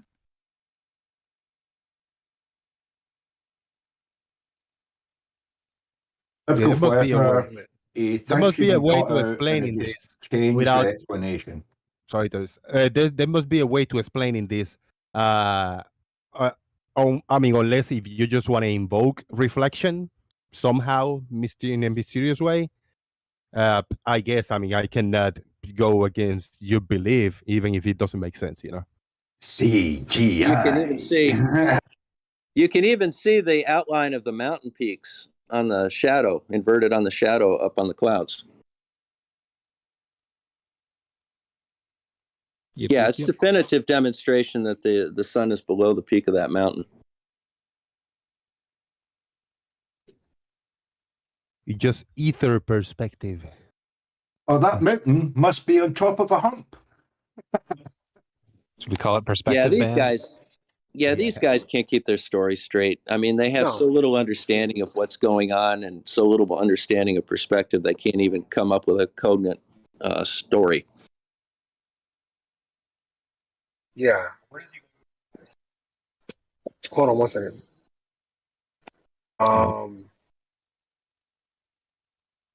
Yeah, thank you for muting. Everybody get ready for the bros. Here we go. Oh, bro, Brian, join, man. I see you throwing a link in there. Talk to us and tell us if there's a specific timestamp you want us to look. Shout out to Brian. Brian, you throw a link out there, man. You need to come in and join. Bro, what's up? Come on, man. I think that this is what we're going to see in the future now. Is we're going to be seeing a lot of fuerzas talking about the flat Earth perspective involved. Yeah, so you can see the in that photo, right? The mountain, the clouds that are above the mountain have no shadow. Right? And then and so if that cloud has a shadow, that means it's getting hit by direct sunlight, right? I'm asking Bob. So direct sunlight is hitting. Brian, do a little research into perspective before you talk to me. Just a question. So direct sunlight's hitting the mountain, right? No, not direct sunlight. Well, The sun is on the horizon. It's the shining position, at an angle. the position where the sun is relative to the mountain. So the top of the mountain is right here. The position of the sun relative should be slightly lower than the mountain in order to, so the light will be emanating from the sun, and then poof, yeah, you get the shadow. Good job, Jose. Make sure you keep him on track on what model he's trying to prove. That remember, guys, for your model to exist, the sun is physically below the Earth. Don't forget. That means that I'm going to help you guys out with your model. Don't forget that the clouds, right? The clouds have to be higher than the mountain, and the sun has to be below the mountain. Don't forget. Yep, and that's what that image shows. Local horizontal. You can see that the sun's lighting the clouds from underneath, and it's casting the shadow of the mountain on those clouds that it's lighting from underneath. How can that happen on the flat Earth? Yeah, so the sun excites things in the air that fluoresce the sky, right? The entire sky for thousands and thousands of miles. Yeah, so the sun absolutely confirmed, right? Fluoresces the sky, lights up the entire sky. It's not just the sun rays, right? So the entire sky lights up. Oh, really? The scattering is not fluorescent. So what's being lit up in the sky? Fluoresce is just a description, right? It's what you're saying is being scattering. lit up in That's the fine. sky? You can scatter it. No, what's being lit up in the sky? What happens when the sun shines on the atmosphere? You have your own interpretation of it, and either No, way, I don't have my own the consequence of it is the same. The consequence is the issue, not what's happening. So what is it from your paradigm, from your perspective, from your explanation? No, thanks. What it is that what we're asking? We're not asking you what we think or what we believe. We're asking you about you. What I know about that mountain is that it's been confirmed that the clouds that do have a shadow are lower than the top of the mountain, and that's been confirmed by every single observer to ever go to the top of a mountain and view a shadow. Every single one. There's never been an observation from the top of the mountain. From the top of the mountain peak, standing on top of the mountain peak, taking that photograph, and the parallel shadow would change. That's not true. According to hold on. Totally looking at one that's not true. I got a different image. I got an image shared by Brian. Brian, this is what he is trying to explain. If close enough, he's explaining that the mountain might be above the clouds, or it is above the clouds. This is what we will see, something like this, touching the shadow, touching the mountain. But when we have this phenomena, there's an issue. The mountain cannot be above the clouds if we see this phenomena when we got a separation between the top of the mountain and the clouds. Jose, you have a gap between the shadow and the mountain on your end. The one you just showed, though. Even here, there's a gap. There's like that. Yep. But the one you just showed kills a globe on its face with the sun above the horizon. Bob, what is that? What's that triangulate to? The sun being higher than the camera by at least what? About 2,800,000 miles. Those are bright clouds, Brian. What? With the sun above the horizon being 0 degrees in surveying and navigation, doesn't have to be above the horizon. So with the sun above the horizon, how much higher? It doesn't have to be above the horizon, Brian. Well, yeah, but I just showed you one with it above the horizon. But you're circling an arbitrary bright spot. Yeah, that's what you did, Brian. See a sun there. You're circling an arbitrary bright spot over here in the. I don't see a sun. I'm circling There's the no sun there. Well, why? I don't see a sun. There's no I can sun make there. a circle here. I can make a circle here and say that the sun is here, Brian. What are you saying? It's a halo? Brian, I could make a circle to the right here, right to the blue oval that you did, and I could say that the sun is here. So it's here then, or here, or let me see, whatever is bright, or I say it's here, or I say it's here behind the mountain. How do you know that the sun is here? You just see a bright spot. Why is the bottom of those clouds lit up? Is the sun above or below the clouds? If the bottom of the clouds is what's lit up. Hold on, I posted a picture right before that. Y'all are not going to dodge this. Hold on, I show the sun way above the horizon. Okay, it's dimmer. And okay, now hold on, everybody. Brian, this is a different picture. This is not from the same observation. You're bringing up my second picture. Yeah, but Brian, okay, so your first picture don't have anything to do with the second. All right, let's talk about the first picture. It kills the globe, though. Go ahead, tell us why. Tell us why. Because with the sun above the horizon and the light hitting the bottom of a cloud, that is physically impossible on a globe because that's the top knows of the math. Cloud, he don't want to say it, but he knows the math. Parallel rays are dead. That's the top of the cloud. That's the top of the cloud, you simpleton. Yeah. Picture's upside down. Jesus Up and Christ, down, mate. Brian. Up and down. Look, go back and learn something about perspective. The picture's upside down, Numpty. It's not upside down. You can see land, dark land at the bottom. That's obviously the Earth. You know what I mean? The sun's in the sky. So wait, okay, I'll post What are you on about? Are you denying that I could show you light hitting the bottom of clouds with the sun above the horizon? I got a very important comment before anybody jump in. Bob, like a minute or two before you join, I jump in and I say, I hope that any participant have told a different participant to go away or get out of here and look it up or learn something, because we're not doing that here. We're allowing everybody to stay here, and anybody in my channel is going to tell another person to go away or get out of here. So please, let's not do that. I'm turning in general again to everybody else, just in case some people didn't hear. Fair enough, Jose. Right. Fair enough, Jose, but you'll understand that I'm not going to interact with somebody who doesn't have the first clue with what he's talking about. That's fair, yeah, that's fair. Yeah. But if you want him to stay, I have no problem with that.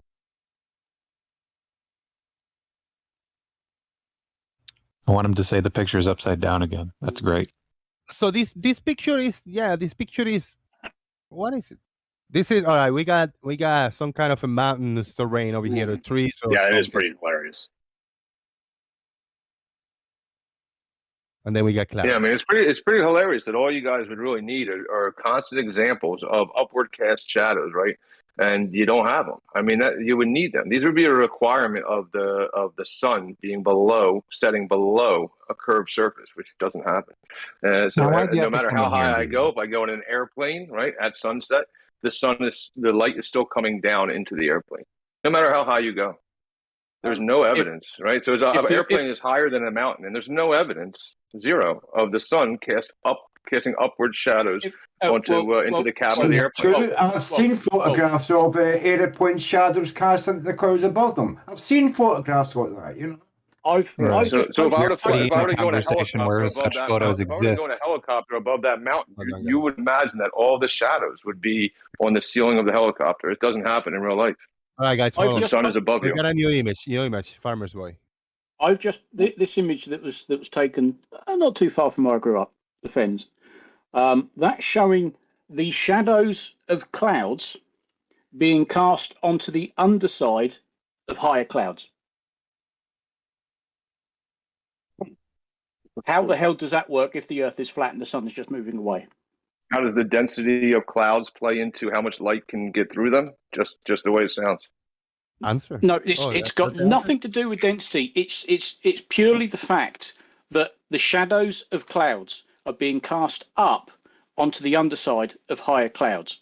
How does that happen? No, your perception of it is as being cast up, but in reality, it's being cast down, which is provable.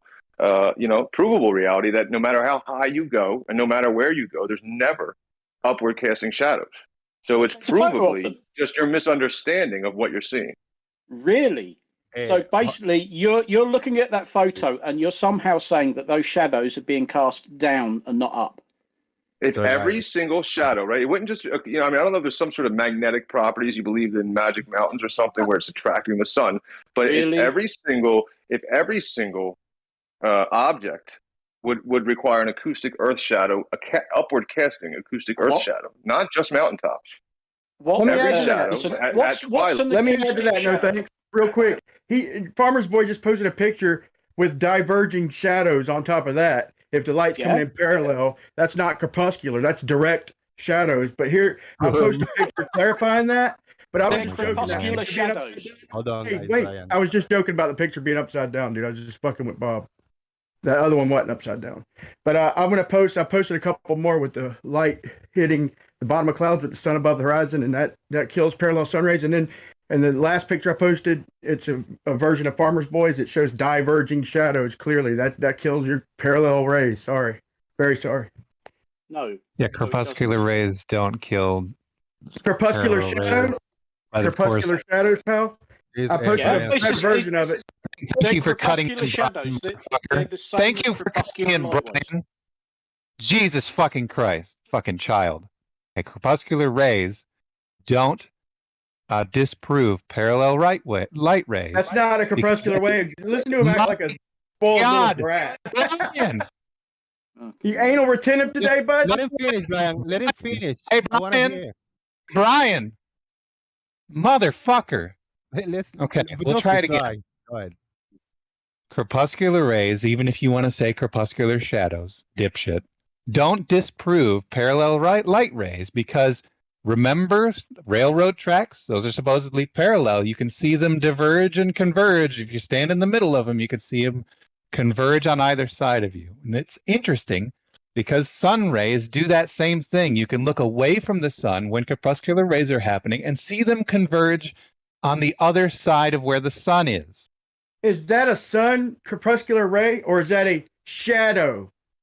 From sunlight. Jesus. Yeah, from local sunlight. Bro, you can try and worm your way out of it, bro. But right. dude, So if you go to another shadows. That's area not of a that crepuscular shadow, what ray. you're going to see is you're going to see the mountain peak at a different point. And so I mean, it's a great point that you brought up, Doofus. If it was crepuscular rays, I got a picture. I just took some out my car the other day coming towards you. Okay, they're going to be when they get close to you, they're going to converge and then diverge. Like train tracks would, if they're coming towards you, they're going to converge. You can't blame it on perspective. That's a cop out. If it was train tracks, they would converge as they made it towards you. Right, but you're seeing the divergence, and then you're looking at it and saying that means that the rays can't be parallel. Now, if you look at railroad tracks and you see that divergence, you would then conclude by that same logic that those railroad tracks cannot be parallel. So if the railroad tracks are coming toward you, are they still diverging? Because them shadows are coming toward us, not away from us. Fuck's sake, yeah, Brian. that's what I thought. Yeah, Jose, have a cool look part at is, that Brian, image that I when you go to posted. the top of that mountain, Brian, what's really cool about what Doofus is saying is when you go to the top of that mountain, the shadow inverts. But in a different shot, Bob, they leave one sensor. I don't see it. Yeah, so every picture taken from the top of those mountains shows an. Oh, go ahead. Here we go. I'm sorry. I don't see it, Bob. I don't see it. In the Daily Boom, It's in the debate chat. Oh, debate. Debate text. All right. I got it up. I got to step away for 3 minutes. This image will be up. That's Bob's image. There you go, Brian. What do you see with that? That's a rocket I see a launch. debunked globe. I see a debunked globe. You can't have Of light course you hit the do. bottom of clouds, bro, with the sun above the horizon.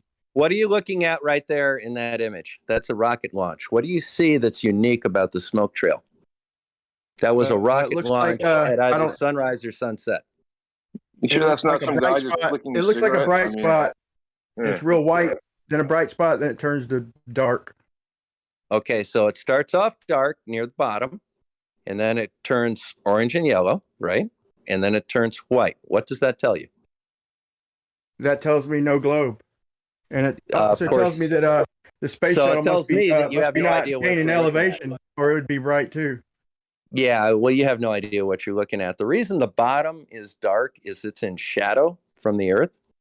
And then you get up to the belt of Venus, which is the orange and the yellow portion. And then it's in full sunlight as it gets higher. And that also demonstrates the Venus. fact that it's not arcing back down. It's staying high and arcing out. So are them So- parallel rays? Are all the rays parallel, Bob? No, it's not to do with parallel ways. Yeah, doesn't have anything at all to do with it. It's So still we a have to question. believe that that's Venus, and that's a straight I line. wanna talk about are those Nobody two said it's Venus. Oh, okay. No, That's Venus. I said it everybody. was the belt of Venus. It's You the know what belt of Venus. Belt of Venus That's is? how they I hope people are explain listening the and horizon becoming- not being I equally hope they're lit. They becoming come up with a flat earthers term. as they hear it. They come up with a term to explain why their horizon isn't equally lit. Like the ISS footage shows, it shows the horizon all bright and fading all as one. But they come up with a term "belt of Venus" to try and fucking weasel their way out of the fact that And there it is right comes there. down to a point. Oh, It comes man. down to one little bright spot on the horizon. And Brian, there it is right there. I've got to do this. It has to be now. Nobody here made up Belt of Venus. Nobody did any of that bullshit that you disingenuously claimed that we just did. Belt of Venus is a term that was around long before Flat Earth was on YouTube. This is not some new thing that somebody just fucking came up with in this conversation just to mess with you. So how come the whole horizon? How come only local clouds are lit and the belt of Venus in the center? Will you How wait me come get a word in? Yeah, go ahead, I could poke my fucking eyes out and have this image explained to me, and I would understand it because I'm educated in how fucking light works and the fucking, you know, on the globe going through fucking, you know, the atmosphere. Right now, if you understand that and had some education on this, you could poke your eyes out and have this explained to you and understand it. And you're just making up shit to fucking say. Well, let me tell you why, Turf. The globe. Huh? Well, let me tell you Hey, why. Brian, you don't have the first Hold on, let me tell you why. Because I was told that a shadow at Alexandria is going straight down the well, and then a shadow in Zayn is at like certain degrees. But now I'm looking at these shadows on the previous picture, and it's showing the same sun, right? The same parallel rays, and the shadows coming toward. Hold on, the shadows coming towards me, right alongside the train track. The train track is converging. The train tracks as they come towards me. On but this these shadows image, are not the same angle. So if you're measuring shadows to prove your globe, I'm showing you in your own picture, trying to debunk a flat Earth, that the shadows are not on the picture parallel. at hand, Brian. Focus on the picture at hand, Brian. What does this image show you? I need to know where the sun is, bro, to make a Where do you think claim. the sun is? I don't. It doesn't matter. I think it's above the horizon, which debunks parallel rays. That's what I think, but I'm not sure. Actually, why would there be a shadow at the bottom if it was above the horizon? So you think you got upward shining light on your globe, right? What's the maximum? Absolutely, and that image proves it directly. Let's say this: at the top of a building, 100 feet. Let's say a 150 foot tall building. What's the maximum upward angle you can have on your globe? I don't know. Figure it out. I already did. I wanted to see if you can figure it out. Bob, Brian, and everybody, we look at this image a while ago, and that was a top segment or very similar, but this one is a little more mind-boggling because we got the moon, and there's a shadow casted somehow over here, the darker, and then we got the sun as it coming through. I mean, it's all kinds of good stuff in this image right here. And it's absolutely conclusive that the sun is below the horizon. That is the sun. That ain't the moon. That is the sun. That's the moon. That's the moon. That's the moon. Okay, so where's the sun? Where's the sun? Below the horizon. Yeah, the other way. Dude, it's daylight. What are you talking about? How could the moon be? How could the sun be below the horizon on a full moon? It's mind blowing, Brian. It's mind blowing. I'm gonna share this image in perfect quality, Brian. Save it, analyze it, and make a video of it. No, stay. Let's try to break it down, but on your own time, look at it and come up with a solid image, solid explanation. I'm trying to figure out where the sun is in accordance to that smoke cloud. Because if we can't see the sun, you can't draw any conclusions at all. Yeah, unless you can show it definitively under the horizon, then it's a moot discussion. If the sun was in the sky high enough, all of that cloud would all be fucking white. All of it. It would all be white. Yeah. You know what I mean? Yeah. Evenly, yeah. Yeah, but why wouldn't all the clouds on the horizon be white lit up? You know, why just the one right by the sun? They're in shadow. The sun's not shining directly on them. No, I'm asking because I've never really got a good answer on this. When the sun and the moon is above the horizon near clouds, instead of seeing the whole horizon bright spotted, you know, we see just the local clouds right around the moon or right around the sun lit. That doesn't prove it's local to you? No, because that rocket and the white part of the rocket is thousands of feet in the sky, right? Maybe miles even, you know, and everything else is close to the Earth, and it's all in shadow because the sun is going down. Yeah, I'm seeing the shadow, and I really wonder where the sun is. Where could it be? Yeah, because it's a full. If that's the moon, it's a full moon, right? Yeah, and the shadow is casting on the direction of the moon, right? So you're saying the sun is below the horizon? How's it? Hold on. How's the light hitting the fucking moon if the sun is below the horizon? You do know the moon is not floating above the Earth. It's 250,000 miles away, and the sun is to the side probably, and going past the Earth and hitting the moon and showing it as a full moon. We can make assumptions. In a position where it can shine on the moon fully and just be, putting other things in darkness on the Earth. You don't understand that? If you want to make assumptions, that's fine, bro. You just said it's probably. The sun is probably, What? So what does that image show you, Brian? It's a moon. This doesn't prove nothing. All right, let's think about it logically then, Brian. The rocket plume that we see here is casting a shadow, and there's no fucking way that rocket plume is going to block the light from the sun from hitting the moon. No, I'm saying the Earth. The Earth would. If the sun was below the horizon and the moon is just above it, okay? What's the then- angle of the moon compared to the Earth, Brian? I'm just asking. It's 5 degrees. Yeah, but I'm just saying. We don't know where the sun is, so I'm just speculating. Sure, we too. do. We know exactly where the sun is. Okay, show it. I am right here. Is that It the is sun? off to the left below the horizon. It's off to the left. How's it a full moon if it's off to the left? Hold on. How's it a full moon if it's 93 million miles off to the left? Yeah, it's off to the left. You can see it very clearly. Oh my God! You see the shadow? Just take a deep breath See and the rethink shadow that. cast by the rocket plume? You see So the shadow cast by the rocket how do you have plume? a full moon if the sun is 93 million miles off to the left? You can't have a full moon. Sure you Rethink can. that. No, sure you can. Oh my God. Yeah. Oh my yeah, God. I know. That's your classic excuse when you don't understand what's going on. So you could tell me the moon can be 90 degrees. I mean, the sun 90 can be 90 degrees? degrees, 93 million miles away, but hit The the moon whole isn't face of 93 the moon. million miles No, away. bro, you're not thinking. The moon is not Yes. 93 million miles away. That's why I said I meant the sun. Okay. And if Okay. it's 93 well, million miles try away. and be a little more precise when you're talking with people that can tear you apart. Okay. Address the point, Bob. Yeah. So full moon. What is your question? Why is there a problem with there being? How do you have a full moon with a 90-degree sun? Okay, 93 million miles away. That's not possible. Easily. You're gonna have a crescent moon at best. The orbit of the moon is offset from the rotation of the Earth by 5 degrees.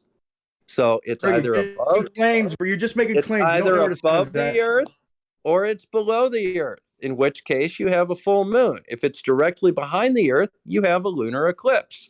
Why don't you just be honest and admit you don't know where the sun's at? I know You can't exactly show where it. the sun is at. It's off to the No, left. if you knew, then you'd know it would be directly antipodal. A full moon has an antipodal sun. Correct. So it can't be to the left. Of course it is. Bro, you fucking jeez. Come on, easy, Relax. Look, dude, he's obviously by the been rocket stuck, and he's hanging on for dear life, even after he's been See destroyed. the shadow cast by the rocket plume? Yes or no?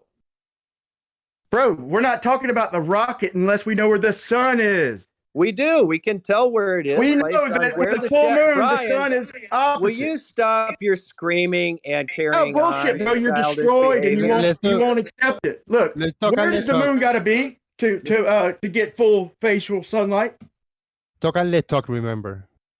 Behind my left where's shoulder. the sun got to be? Don't it have to be opposite the moon? Yeah, it would be behind my left shoulder in this view.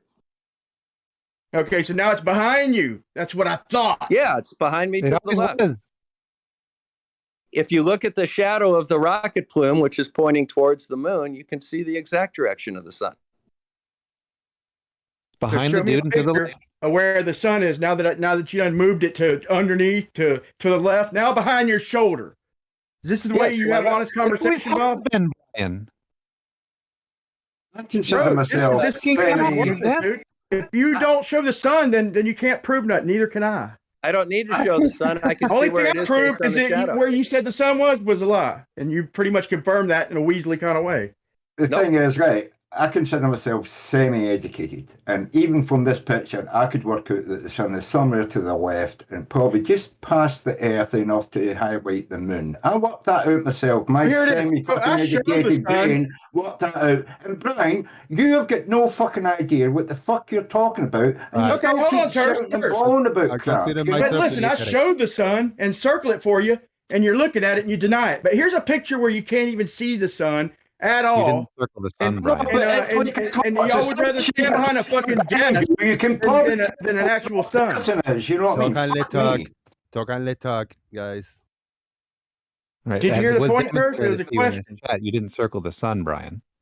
Yeah, I posted another one with the sun circled. Okay, if you had a solar filter, you'd see it better. Okay, it's the center of the glare. It's the center of all the glare.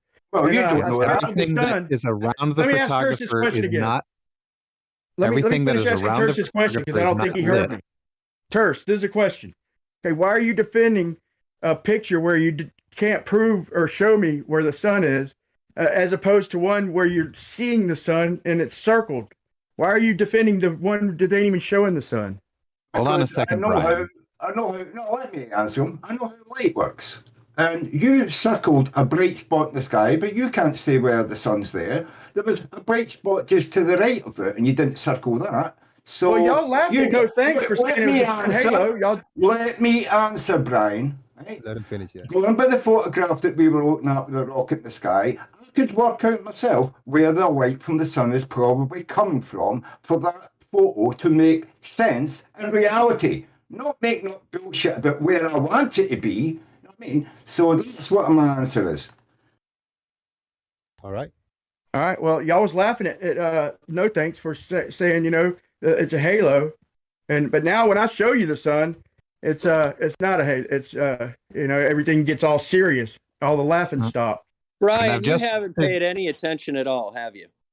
You have no idea what's going on Bob, with these you pictures. just got you should drop for today, bro. You just got proved as a Brian, weasel, bro. Yeah, you literally just got proved as a weasel. To everybody, Okay. we're not gonna we're not gonna tell each other to leave or drop or get out of here. Nothing like that. We're not gonna do that. Oh yeah, No, my bad, my bad. A quick I didn't point for say Brian. anything about that, Jose. No. I'm telling my Brian. bad, Bob. I apologize, man. That was Brian, if you're watching my screen share, did you see what was added to your image? This crepuscular rays prove a local sun over here, but look where the shadow comes from. Does it make sense that the sun is over here when the shadow is coming, like if the sun was behind the mountain, but you circle it on the side? Yeah, if you look at the left side of the shadow, it's spreading a little bit more, but I mean, it's not where the sun is. Can you also see the bright spot under the light blue curved arrow next to the blue circle? That looks just as bright as the circle you put. Why is the sun not there? You know what I mean? Oh, come on. I'm gonna post another picture. I'll post another picture of where that picture was taken, and you could see the top of the houses lit up below the mountain. And because I knew that people were going to say that ain't the sun, so I took got a shot of the houses and the chimneys, the smoke coming out of the chimneys lit up. Yeah, but so you haven't showed that picture. You haven't showed that picture. You showed the picture you've showed us. Right. So we're talking about this picture, not another one you didn't show us. You know what I mean? What the hell? I got a quick. I didn't expect anybody to deny that was the sun. That's insane. Yeah. Before we look at before you post your new picture and you look at it, if you're watching my screen share now, this image is interesting because the sun must be under the clouds somehow in height. You know, there's distance, there's all kinds of factors, but look at the shadow of this contrail where it's going up, and look what is casted over here. So the sun must be basically under the clouds. That's a good point. And if it's above the horizon, we know that it's millions of miles above our feet. So that's a good point, Jose. But are you saying that these contrails and that are millions of miles above us, and the sun's? Yeah, if it's 1 degree, above the horizon, then it's exactly, or not exactly, but almost exactly 1,400,000 miles above your feet. If it's 2 degrees, then it's approximately about 2,800,000. Oh, you're going to have to show the math for that, Brian. What? These clouds are 1 million miles above my feet. It's simple. Do 1 degree, 93 million miles is your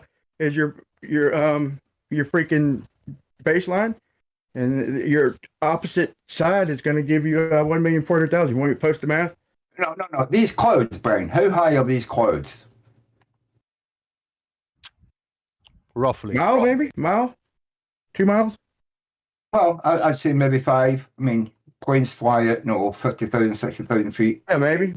Oh, probably, those are a good 10 miles up. Yeah. They're a good 10 miles up. Those they'd have to be above the moon, though. They'd have to be above the moon. Because remember, the light rays are parallel. Hold on. Hold on, guys. Yeah, you laugh, but the light rays are parallel. So if I have a stick on the ground and it casts a 1 degree shadow, I can go up to the moon, and it's going to be about a 1.00000001 degree shadow, because you got to go to get it to change 1 full degree. You have to go up. Remember, it's not the ground changing; it's the So it's, How I mean, far it's is not it the to the sun. moon, It's not the sun Brian? changing angles. The sunlight. It's the ground. So the How ground has far is it nothing to to the do with moon, this. Brian? Hold on, Bob. Yeah.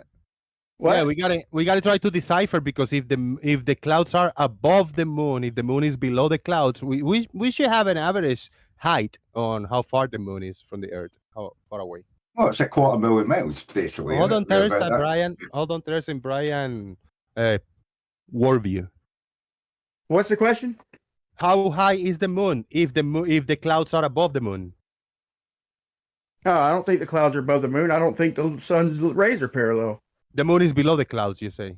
Just a minute ago. No, I don't think so. Unless it's some kind of focal point, I think it's above the clouds. But I think this. I'm talking about the sun's rays. I'm trying to prove that the sun's rays aren't parallel. How far away you think the moon is average rough? About 3,900, probably. And how did you come up with that number? It's part of my model, man. All right. So if I have to bounce a radio wave off of the moon, and it takes 2.4 seconds to get back to me, how far away is the moon? In your model, we'd have left it behind by about 80,000 miles. In No. your world. Wait. You saying that your radio? You saying that your radio waves conserve momentum or something? I'm saying my radio waves travel at the speed of light. And if I bounce a radio wave off of the moon, it takes 2.4 seconds for me to receive it and back. you know how far we traveled? So if the sun and if the Earth and the moon are traveling together in space, remember they're traveling together. Okay, so once you send that signal, what do you mean they're traveling together? Relative to everything else. They're nowhere near each other. Relative to the rest of the universe, right? They're traveling together. They're nowhere near each other. So it takes 2.4 seconds. But they're moving through your universe together, Brian, right? You're just going off the handle here. No, you're weaseling out, Bob, ain't you? Listen to what I say. I bounce a radio wave off of the moon, and it takes 2.4 seconds to make that round trip. How far away is the moon? Well, I'm breaking it down, so don't weasel out of this question again. How far has your Earth and Moon traveled in free space in the universe in 2.4 seconds? Considering how fast we're moving through the universe. Goddamn question, Brian. Because I'm under the impression that they're moving basically together through the universe. This is still not you answering the question. Moved, then you left wherever you sent your ray from, you left it behind by thousands of miles in that 2.4 seconds. So your model won't allow that, Bob. You just never thought it through. We got to stop cutting each other off before we finish. We might think that we know where we're going and where the other person is going to say, but we have to allow them to finish till everybody goes. Big shout out. Hold on. Let me shout out to Mr. Malord. Mr. Malord says Sokatoa does not work like Brian thinks. Shout out to Mr. Malord being a smart, responsible troll for over 7 months. Sokatoa does not work like you think, Brian. Yeah, maybe not. It still works. No, it doesn't work. Not the way that you No, it doesn't work. No, it doesn't work. Okay. But my question is, so Bob, does the signal you send conserve momentum, and does it move with the Earth and the Moon through space? Yes, we can we can send a signal off it and get it back. Ladies and gentlemen, together, you know what I mean? Light conserves momentum now. TERS 2022. Hold on. Yeah. Brian asked Bob. How far did the moon move? No, does light conserve momentum? What on earth does that have to do with anything? No, he thinks that light has, he thinks that light has is light. Yeah. He thinks that light has to answer your actual question, Brian, the Earth or the moon moved about 1.25 miles in that 2.5 seconds. I'm not. You're just referring to the Earth's rotation, and I'm talking about the movement in space. In your model, they're moving as one, basically, as one unit. I just told you how far the moon moved in its orbit, 1.27 miles. Okay, now try again. I'm not talking about due to Earth's rotation or the orbit. I'm talking about our motion in space. I'm talking about your model. Yeah, it moves 1.27 miles reference to the center of the Earth in its orbit. Bro, you are. Then the Earth itself will rotate. Easy, Brian. The Earth itself, in my position, is rotating at about 735 miles per hour. So let's Who said just anything do about the math on that rotation, real Bob? quick. This So is let's just do this is that very real quick. important. I do need to get this out. 735 The whole galaxy divided by is moving. Hold on. Bobby's still talking. divided by 60 means that the Earth moves 12.25 miles per minute. And in 2.4 seconds, that's roughly 1/30th of that. So it moves about 0.4 miles. So you've got about 0.4 miles for the movement of the Earth, and you have about 1.27 miles for the movement of the Moon in its orbit. And then you have to consider whether or not the Earth is rotating the same way the Moon is orbiting, in which case you'd have to subtract one from the other, or if they were moving in opposite directions, you'd have to add them. But in any event, you're dealing with less than 2 miles in that of movement in that 2 seconds. Now, when you send the radio beam to the Moon, how far out does it spread out to hit the Moon?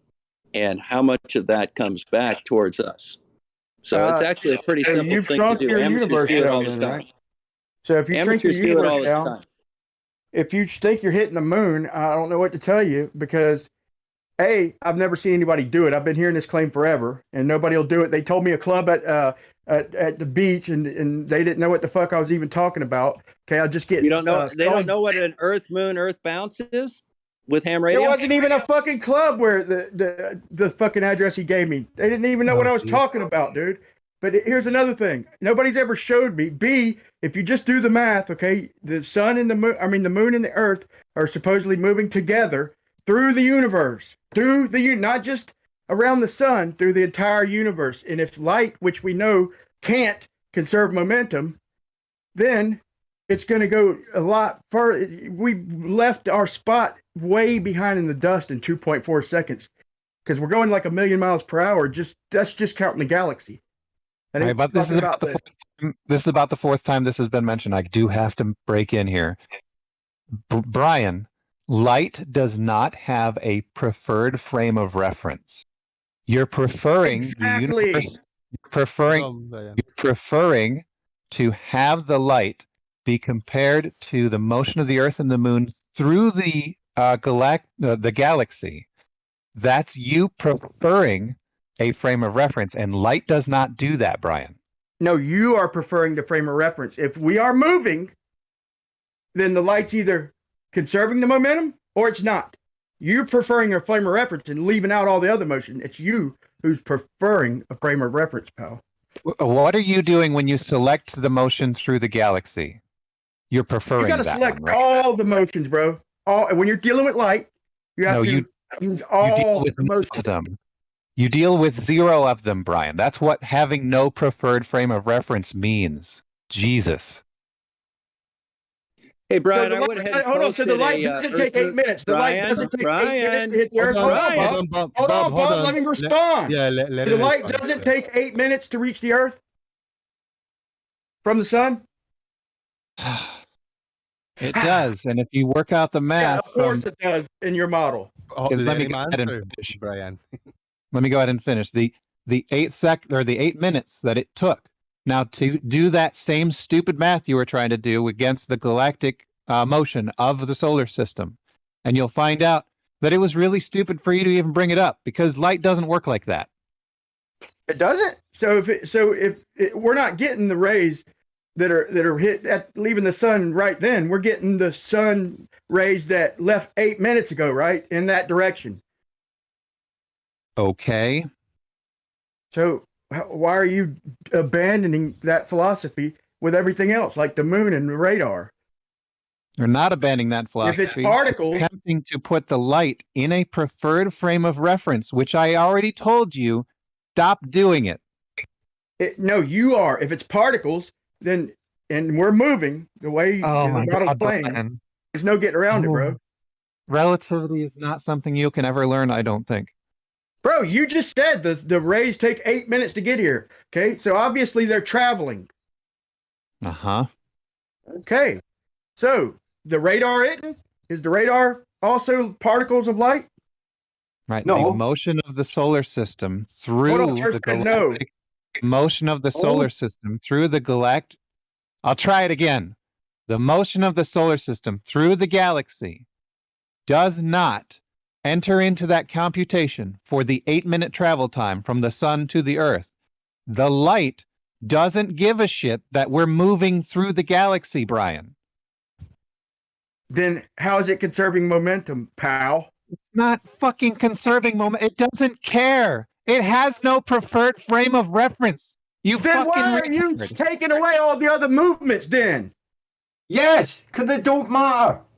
No, so they just don't matter. He's saying it has no preferred frame of reference, but he's taking away all the other motions. Are you fucking kidding me? That's what no preferred frame of reference means, no Brian. preferred frame of reference. Meaning everything counts. No preferred frame, bro. No, meaning nothing matters. Wow. So no preferred frame means just the frame you want to fucking use.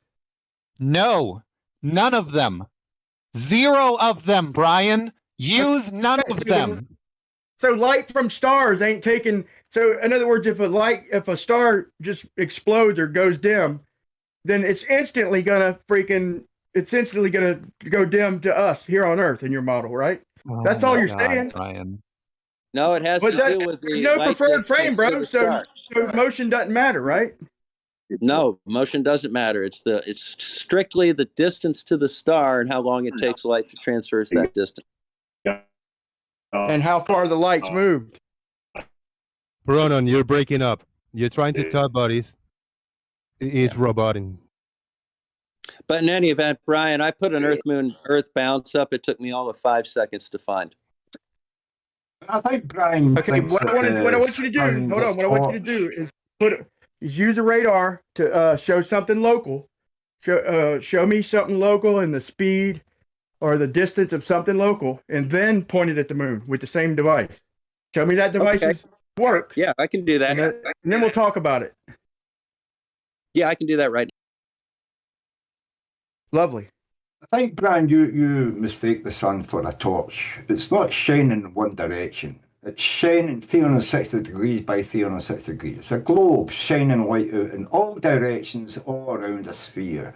So when you're passing around it, it takes 8 minutes for that light to get to where the Earth is. And no matter where you are, in any position around that sun, you're still going to receive the light that left the sun 8 minutes ago, no matter where you are. So it doesn't matter how fast you're going around it, you're going to be lit by the sun.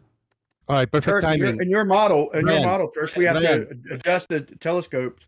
30 seconds, Brian. 30 seconds. This is the perfect timing to do a shout out because we got 50 people watching.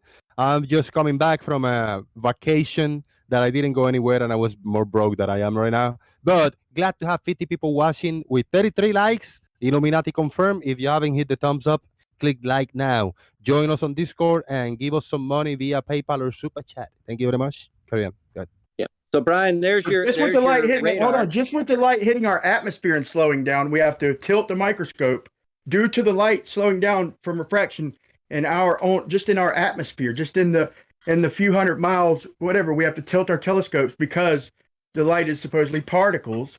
Okay, and you're going to tell me that bounce to that few hundred miles, we have to tilt the telescope.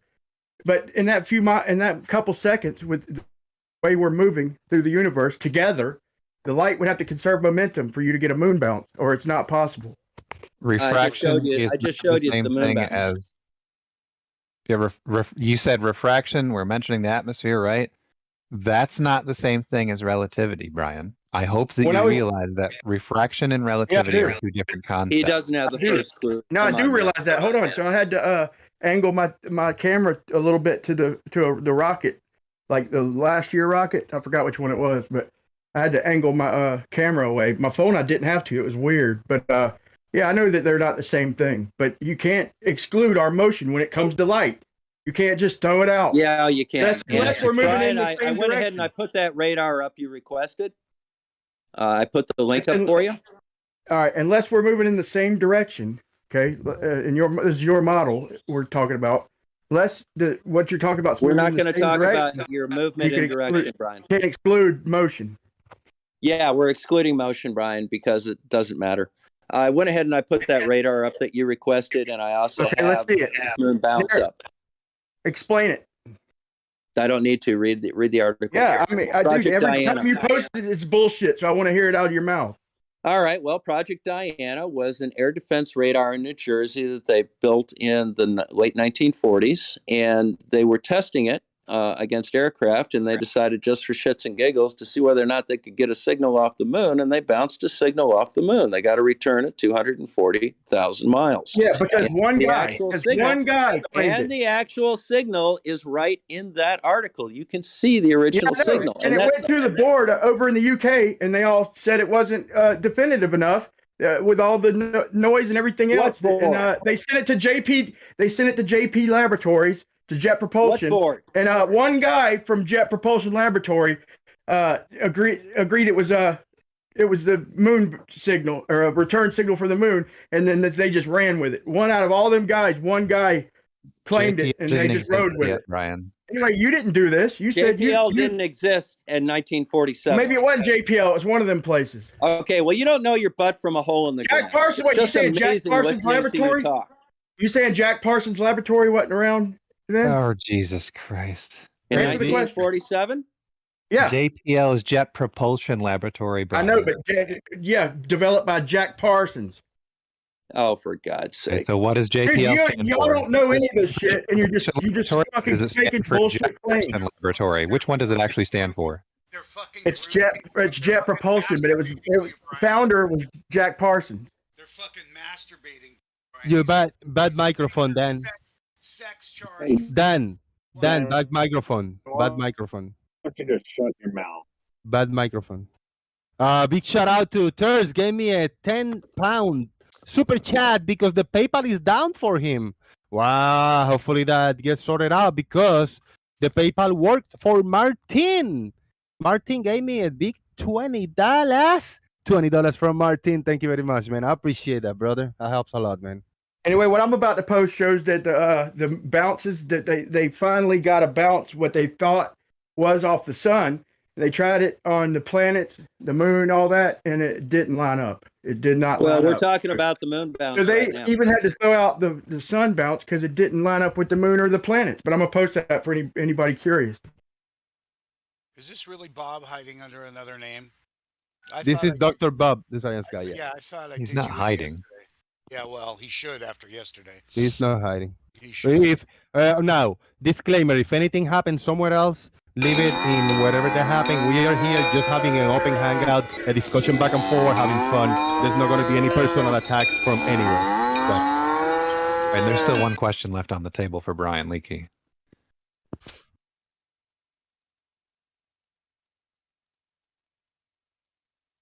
Okay, I guess I'll ask it.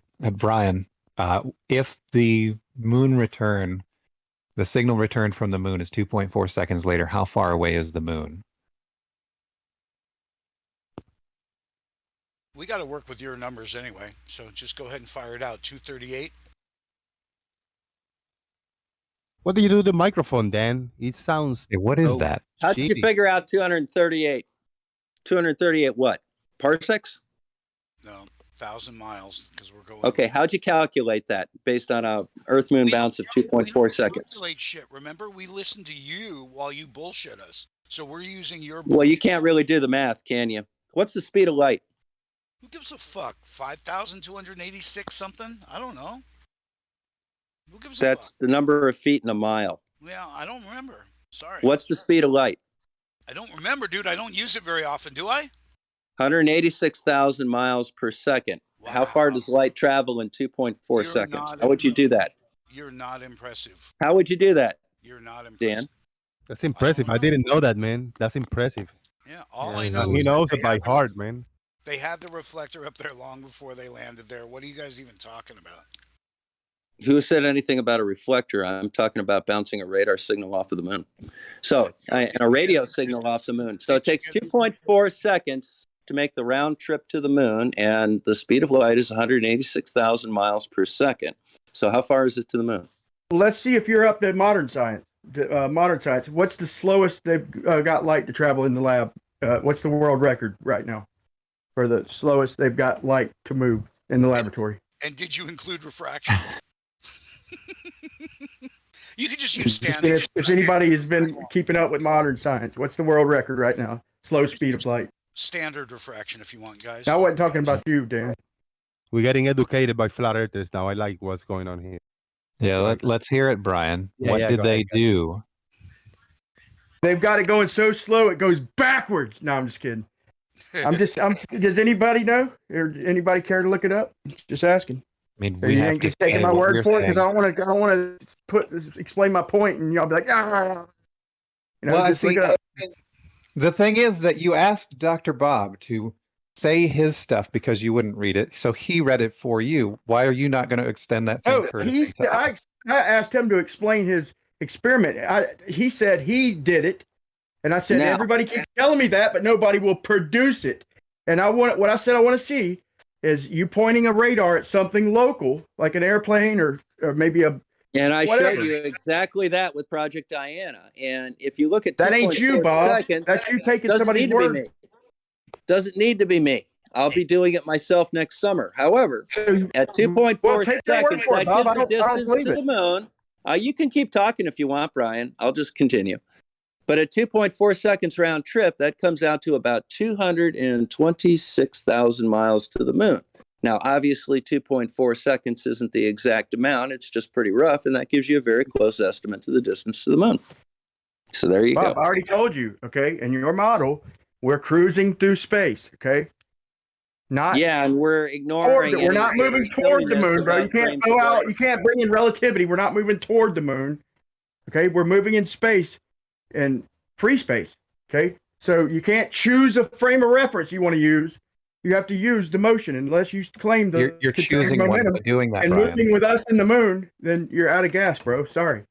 Right, but you're choosing one by doing that. If you're choosing you got to use them all. Motion, if you're choosing one to the galactic motion, the solar system through the galaxy, if you're choosing that frame of reference, you are definitely choosing a frame of reference. No, Bob chose. I said you have to use them all and get the total motion.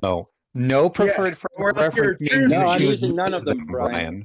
I don't know how I have to explain this to you to make it clear, but when I say no frame of reference is preferred, I mean none of them. Not one of them or all of them, but none of them. So it's like we're not moving, right? Is that what you're saying? Just like we're not moving. It does that, yeah. Bro, that is horse shit. By saying no preferred frame of reference, Bob literally did the math. Hold on, let me respond, bro. Bob literally did the math with a chosen preferred frame of reference instead of using all motion. It's either that or we're not moving, bro. You can't explain your way out of this horse shit by lying. Hey, can I sort something out really here with the audience really quick? And that's not lying. That's not lying in any way. If you say using your model, like you just did a moment ago, using our model, light doesn't have a preferred frame of reference. You fuck. All right, I need to sort this out very quickly about a PayPal. For Thursday, it didn't work. Kyle Wilson say, hey, it must be the issue in Thursday end because it worked for him. And then I received $20, but this $20 that I received on PayPal is from Nestle Wipes, who sent me a big 20. If Kyle sent something, is on hold somewhere in the ether or the matrix or something because he haven't received it. But thank you for letting me know. So the PayPal actually works just on your end today, Thursday. And shout out to Nestle Wipes. I appreciate that, brother. If I can just say, Jose, I did give you you gave me a £10. And then what I did is I refreshed YouTube, and then I went back and it would let me go back into PayPal. It must have just been something with YouTube not letting me use the link, you know. It's all right. It's all right. Yeah, I appreciate it, man. Good looking out, brother. Sorry, guys. Go ahead. Needed to sort that out because it's money and I don't have any of that. So if we don't fix that up, I wouldn't get any more. So no, that's why I wanted to. Yeah, I just wanted you to check on it. But yeah, it was probably YouTube. Once I refreshed your YouTube channel, I went to get back into PayPal. But I think I gave you another tenner, so Oh, it's all good. That helps you out, man. Yeah, okay. Yeah. And I appreciate it because actually you about a week ago when I wasn't online for a while, you actually sent me like $12 or something. So yeah. thank you for that. Yeah, appreciate it, man. I forgot to mention that. We all need a wee bit now and then, man. You know, and I really do appreciate you. I really appreciate you putting this on for us, man. And so I'm always willing when I've got a few quid. I'm always willing to throw a wee bit to you. You know what I mean? Yeah. Appreciate it, man. Yeah, that's it. And I can't believe you did vacation without announcing it to everybody, man. I know. Getting a little help for a couple weeks. Bro. I had to disappear for my mental health. I feel good now, man. That was great. That's good. Yeah, that's good. We all gotta take a deep breath every now and then, step back. I wanted to ask what you call it, Kool-Aid or whoever that was. So if light's aiming at us from, like, just say the nearest star, okay, and you have like Ter said, you have light scattering in every direction, okay. So the particles that were aiming toward Earth, let's say 1 billion years ago, or let's just say 500,000 years ago when it first left where Earth was, are them particles that were aiming at the Earth 500 million years ago are the ones that's going to hit Earth, or is it the ones that are in our path at the time? It's the ones that's in our path where we are now. When it's shown, right, because light doesn't conserve momentum. Thank you, Turs. Yeah. Where we were, when it left, we've moved, and now we're getting the ones that were aiming at the position where we are now. So the ones that we 500,000 years ago, they're passing through some other solar system or hitting some other planet. You know what I mean? Yeah. Right, exactly. Because light doesn't have a preferred frame of reference. If you're going to calculate it, you got to calculate all the motion. You can't choose one. That's what I was doing. Can I shout out to Dan the Waterman? He gave me a $5 super chat and he gave me the option to insert a snarky comment here. Well, you ballers are a bunch of religious zealots. That's my snarky comment from Dan the Waterman. Thank you for the $5, bro. Hope you like it. Jose don't mind. He'll give it and take it, man. He'll do a show called Questioning the Globe Cult, and then it'll just be like Questioning Flat Earth Cult. That's it. Brian, do you know the difference between an angle and momentum? Yeah, you got to have mass, right? So that. Do you know the difference between an angle and momentum? Does light have angles? They're not even related, those two things. They're particles, right? Does light have an angle? I'm answering you. So no. So if it has momentum, doesn't it have to have mass, Bob? Who says it's got momentum? You just said. I mean, you just asked. I asked the difference between an angle and momentum. So does light have momentum? Angle. Does light have mass? Does light have momentum? Does light have momentum? I'm asking you that. I don't know. Go look it up. No, it says it does. Okay.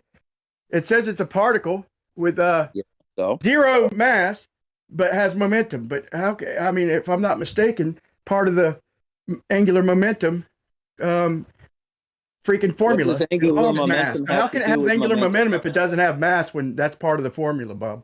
What does angular momentum have to do with momentum? What is angular momentum? Dude, that's what I'm asking you. What is momentum? Hold on, no. Don't act like you're explaining something to me. Momentum, don't act like you're explaining something to me. You're not weaseling out. Just listen. If something has momentum, period, doesn't it have to have mass? I'm not sure. Come on. The answer's got to be it's in the formula, right? Ain't it in the formula, Bob? What else? I don't know. You tell me.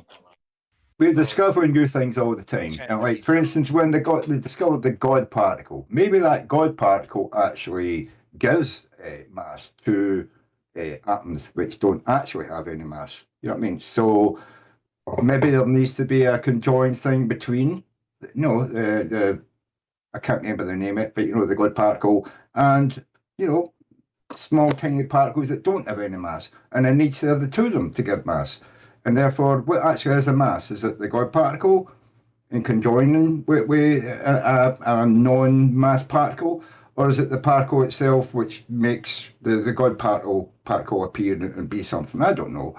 Nobody knows. This is why physics is such a fantastic area to be involved in, because there's a lot of stuff out there we don't know yet.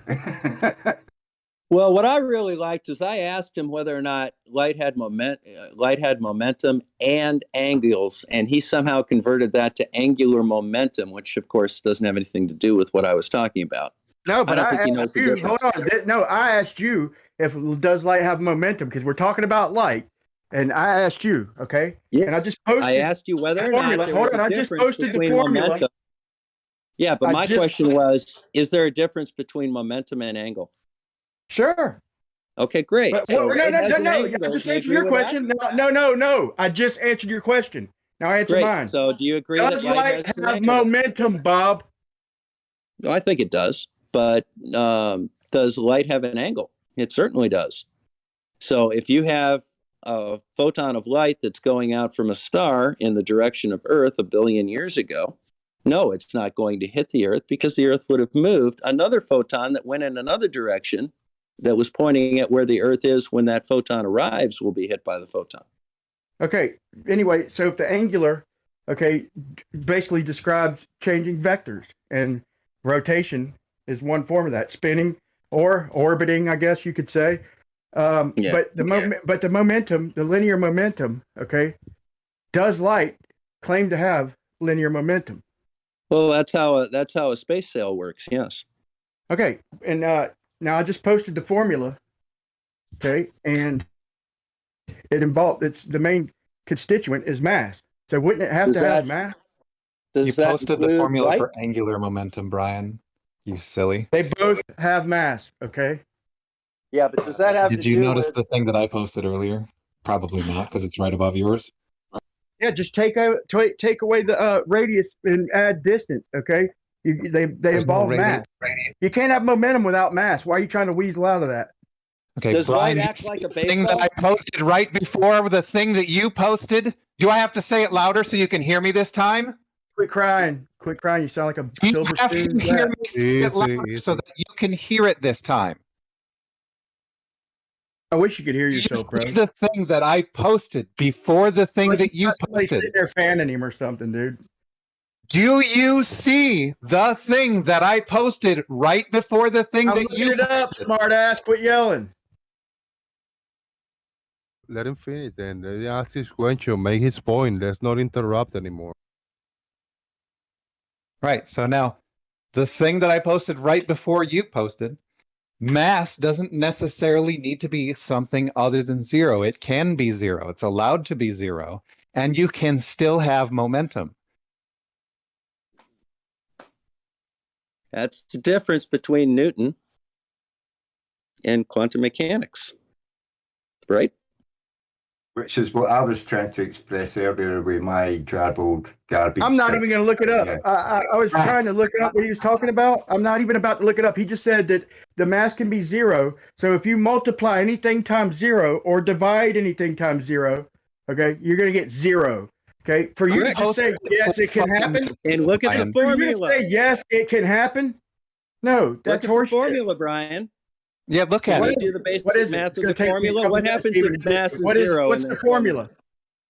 Go look at it. It's right there. It's posted right before the thing that you posted. And in that, it shows that mass doesn't have to be a positive or negative value or anything. It can be zero. It's allowed to be zero. So you just claiming it. So tell us all about it. Don't just claim it. That's the formula It's right right there. in the fucking chat. The fucking formula then, bro. You should have no problem explaining it to us. Okay, guys. This Let's is relax what for a second. I- Let's take a deep breath. And big shout out to Judy. Judy, $20 super chat. Judy Bassett, I see you over here in the YouTube land chat box. Thank you for your support. I appreciate that.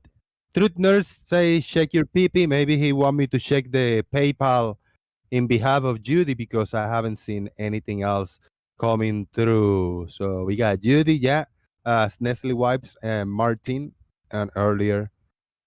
Appreciate that. Thank you very much. If anything else is on hold, maybe, hopefully not, then it will show up. Boom.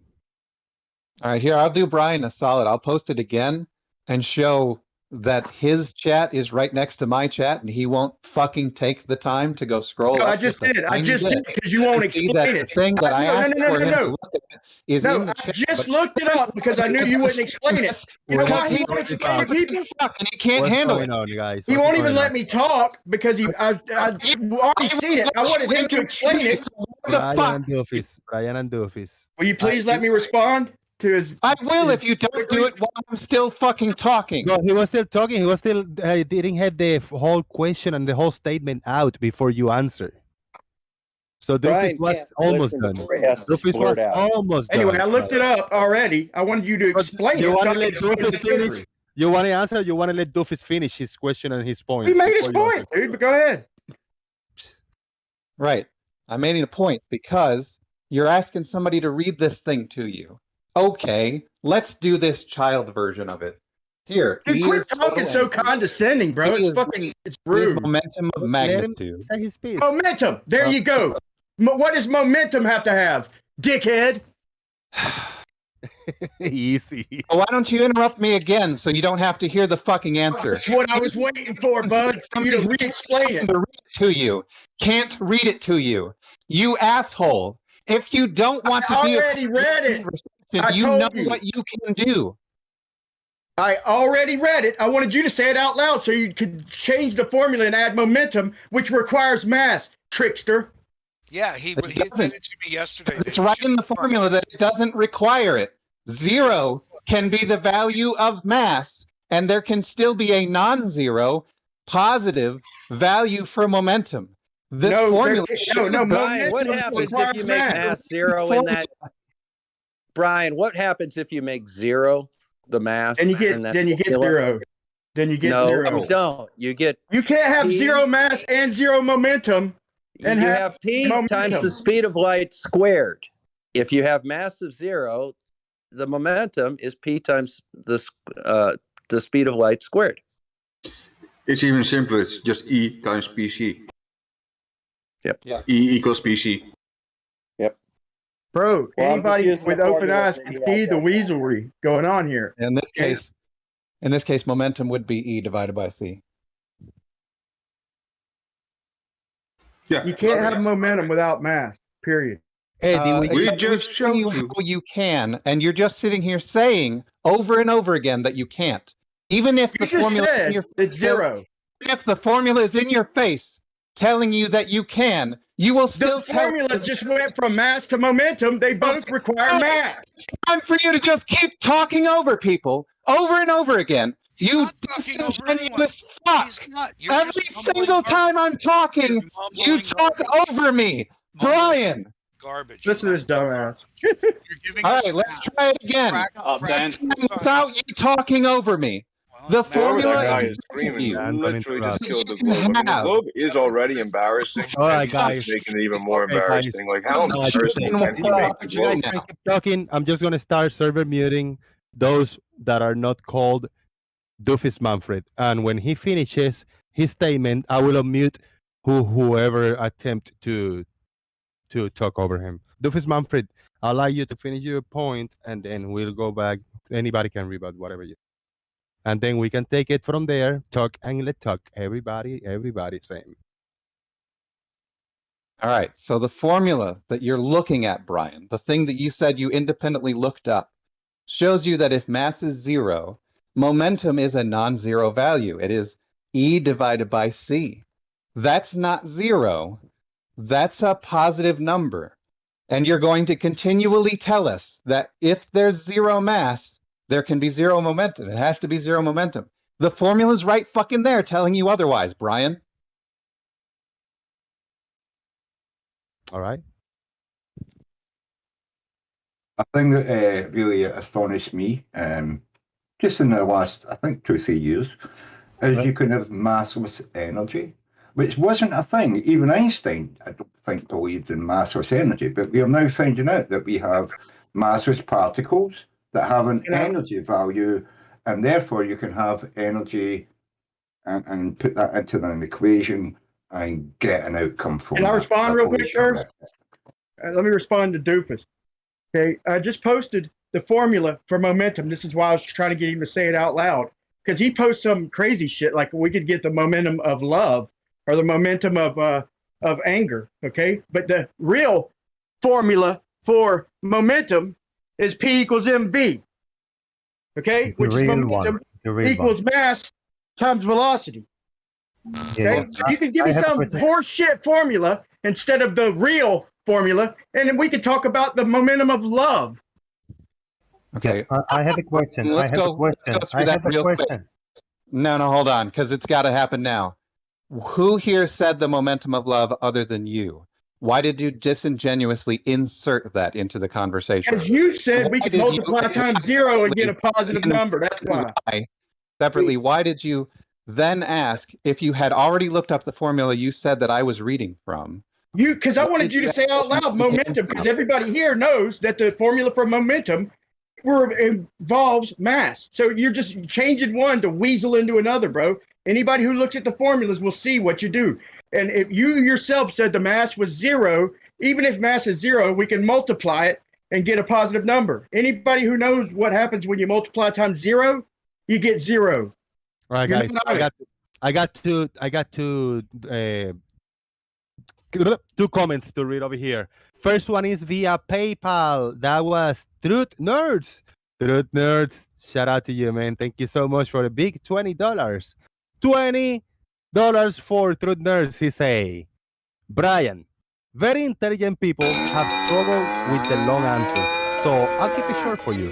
For the speed considered in cosmology, it doesn't matter one little bit whether it's the time or the distance in an Earth-centric or galactic reference frame. But the former makes a lot more sense because that's where the measurements we are taken.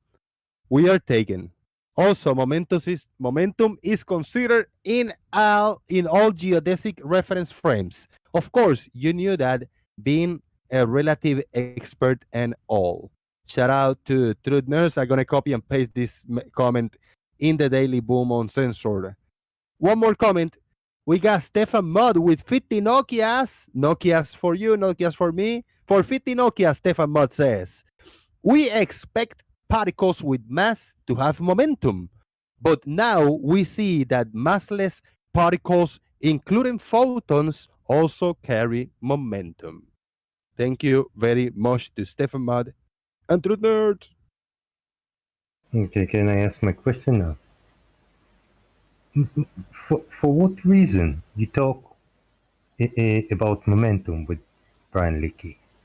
What's the point here? The guy don't know that the Earth is a globe, and you talk about momentum with him? Yeah, he doesn't believe in gravity. He doesn't believe in gravity. Jose, so... can you post that the shot that I was getting to a point? Can you post the last little picture that I put in Discord?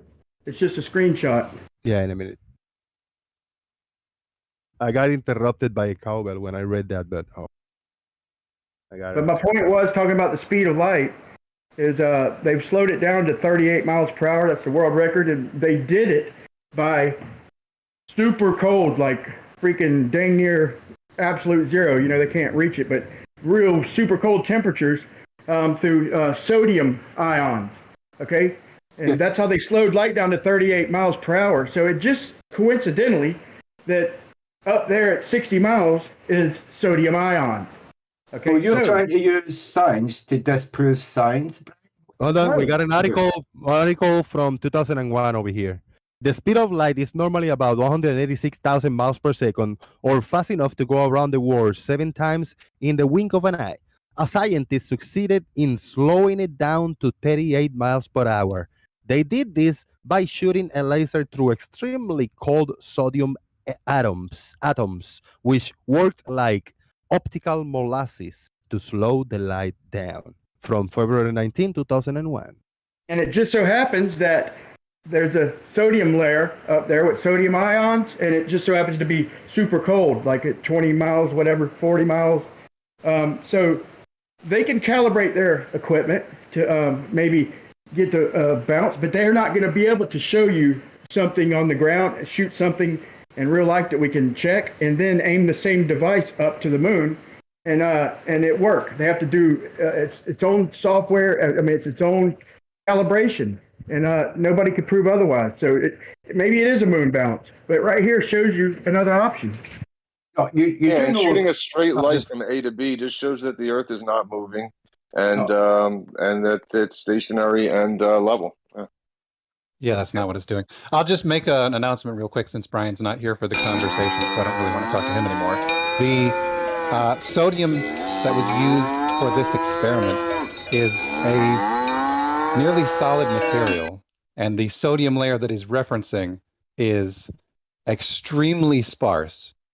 So if he could probably, take the time and make the stuff that's up there that's extremely sparse do the same thing that he's trying to describe here with this article, that would be fantastic. So you just believe in coincidence. He's a coincidence theorist. So it just happens to be a sodium layer up there that's cold, as cold as we can get things, and it's just a coincidence to you. Not even worth you considering. That's a religion, bud. Are you not considering when you shoot a laser something at the that's moon?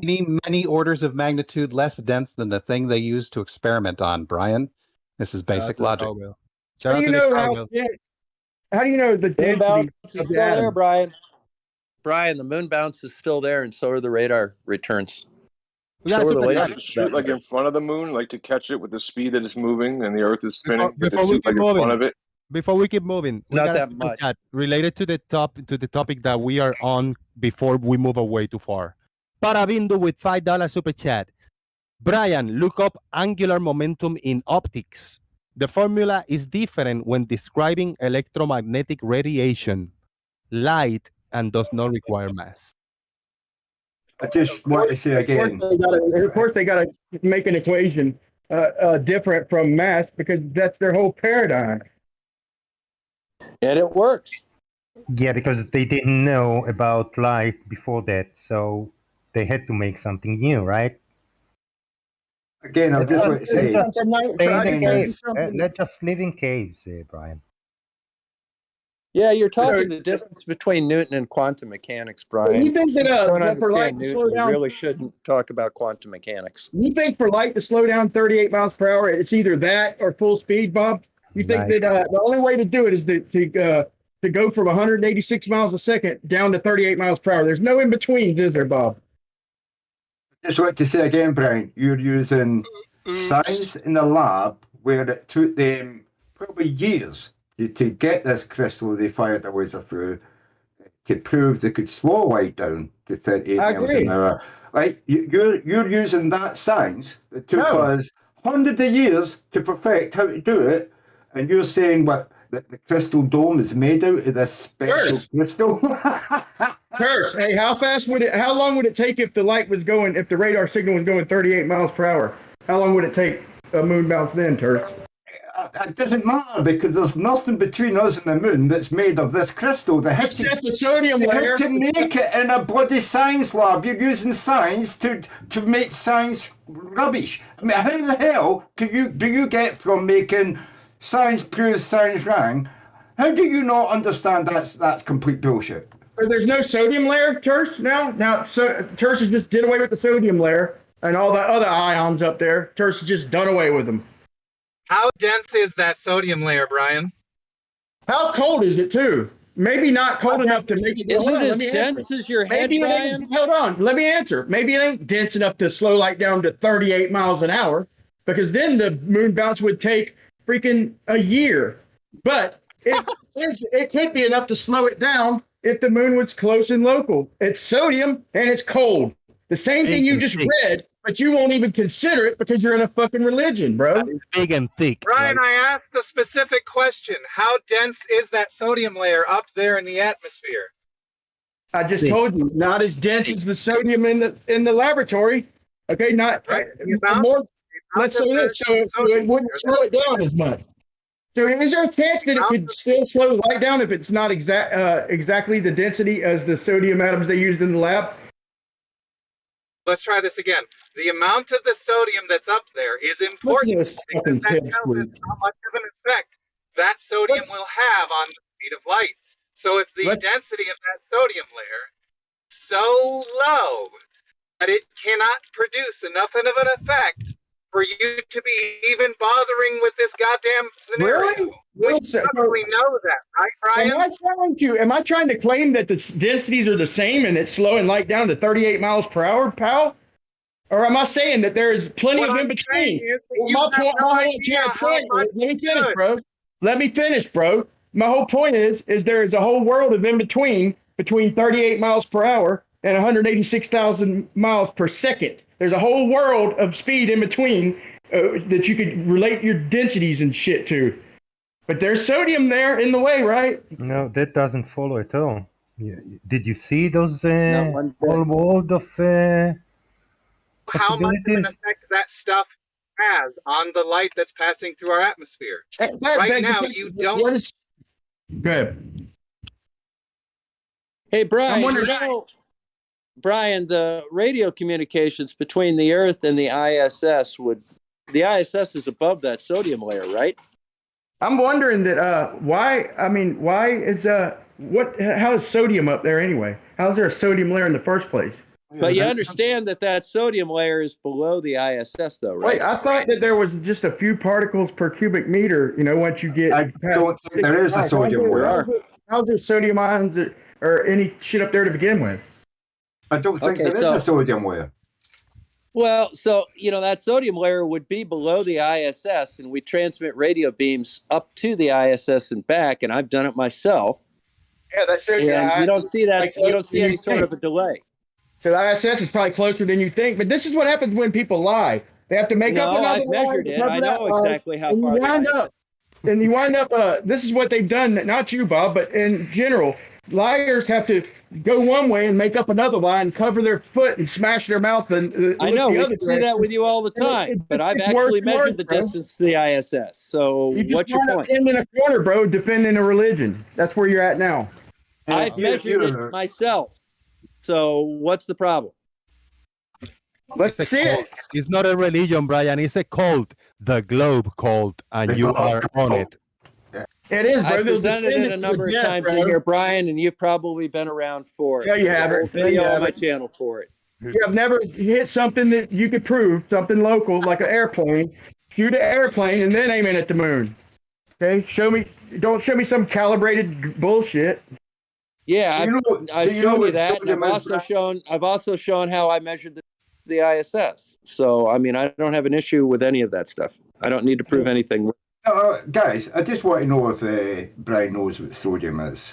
Do you know what sodium is, Brian? Yeah, it's the next fucking element. It's the next element under lithium on the periodic table. Yeah, do you know what it is, though? Do you know what sodium is? Yeah, Na. It's a part of you want me to say salt? Just a normal everyday life. What is sodium? Not salt. Salt is sodium chloride, Terse. So whatever you're thinking is wrong. It's not sodium. It's sodium chloride. Sodium does have to be chloride. What is sodium? You put it on your food every fucking day, Brian. It's sodium. You do not put sodium. You put sodium chloride on your fucking food, dumbass. It doesn't have to be chloride. We've got different forms of sodium, right? Sodium is a metal or a mineral. Okay, it's metallic. Yeah, there's lots of different sodium. Do you know don't put sodium on your food, Terse. You don't put sodium on your food. You put sodium chloride. They're not the same. It's a form of sodium I put on my food, right? Do you know where most of it is on the earth? It's in the fucking ocean. Do you know what happens when you boil fucking ocean water? The sodium gets left behind, and the water boils off, and you can drink it. It's. Well, y'all tell this fool that sodium chloride is not the same as sodium. Sodium going up into the atmosphere, mate. You know what I mean? Salt and metal is salt and metal. Sure. Will somebody tell this clown that sodium is not the same as sodium chloride, please? Not only that, somebody should talk about the way they have new pool systems where they turn the chlorine back into a salt. You put salt and it hit it with electricity and it turns into a chlorine and then turns back into a salt. And so when you're asking where the sodium in the atmosphere could come from, it could come from a gas if you mix it with electricity. Wow, so much science over here, man. Ooh, I've learned something. You know what I mean? I didn't know it. I didn't know that sodium could actually be a gas, but I suppose it could be. But I'm sure it's heavy enough not to drift all the way into the atmosphere. It must be a heavy gas, right? They have swimming pool systems now where they add salt instead of chlorine, and because of electricity, they can turn it into a chlorine.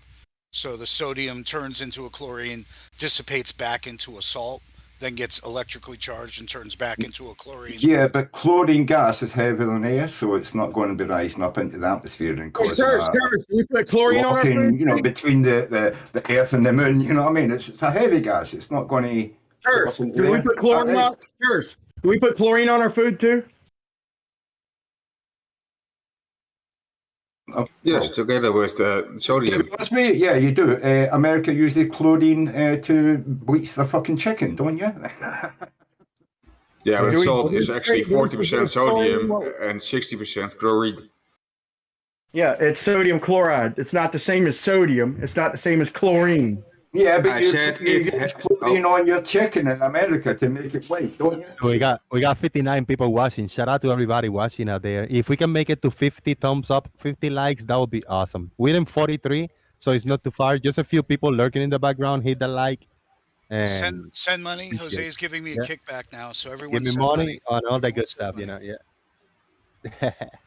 Brian, sodium chloride means that it has 40% sodium and 60% chloride.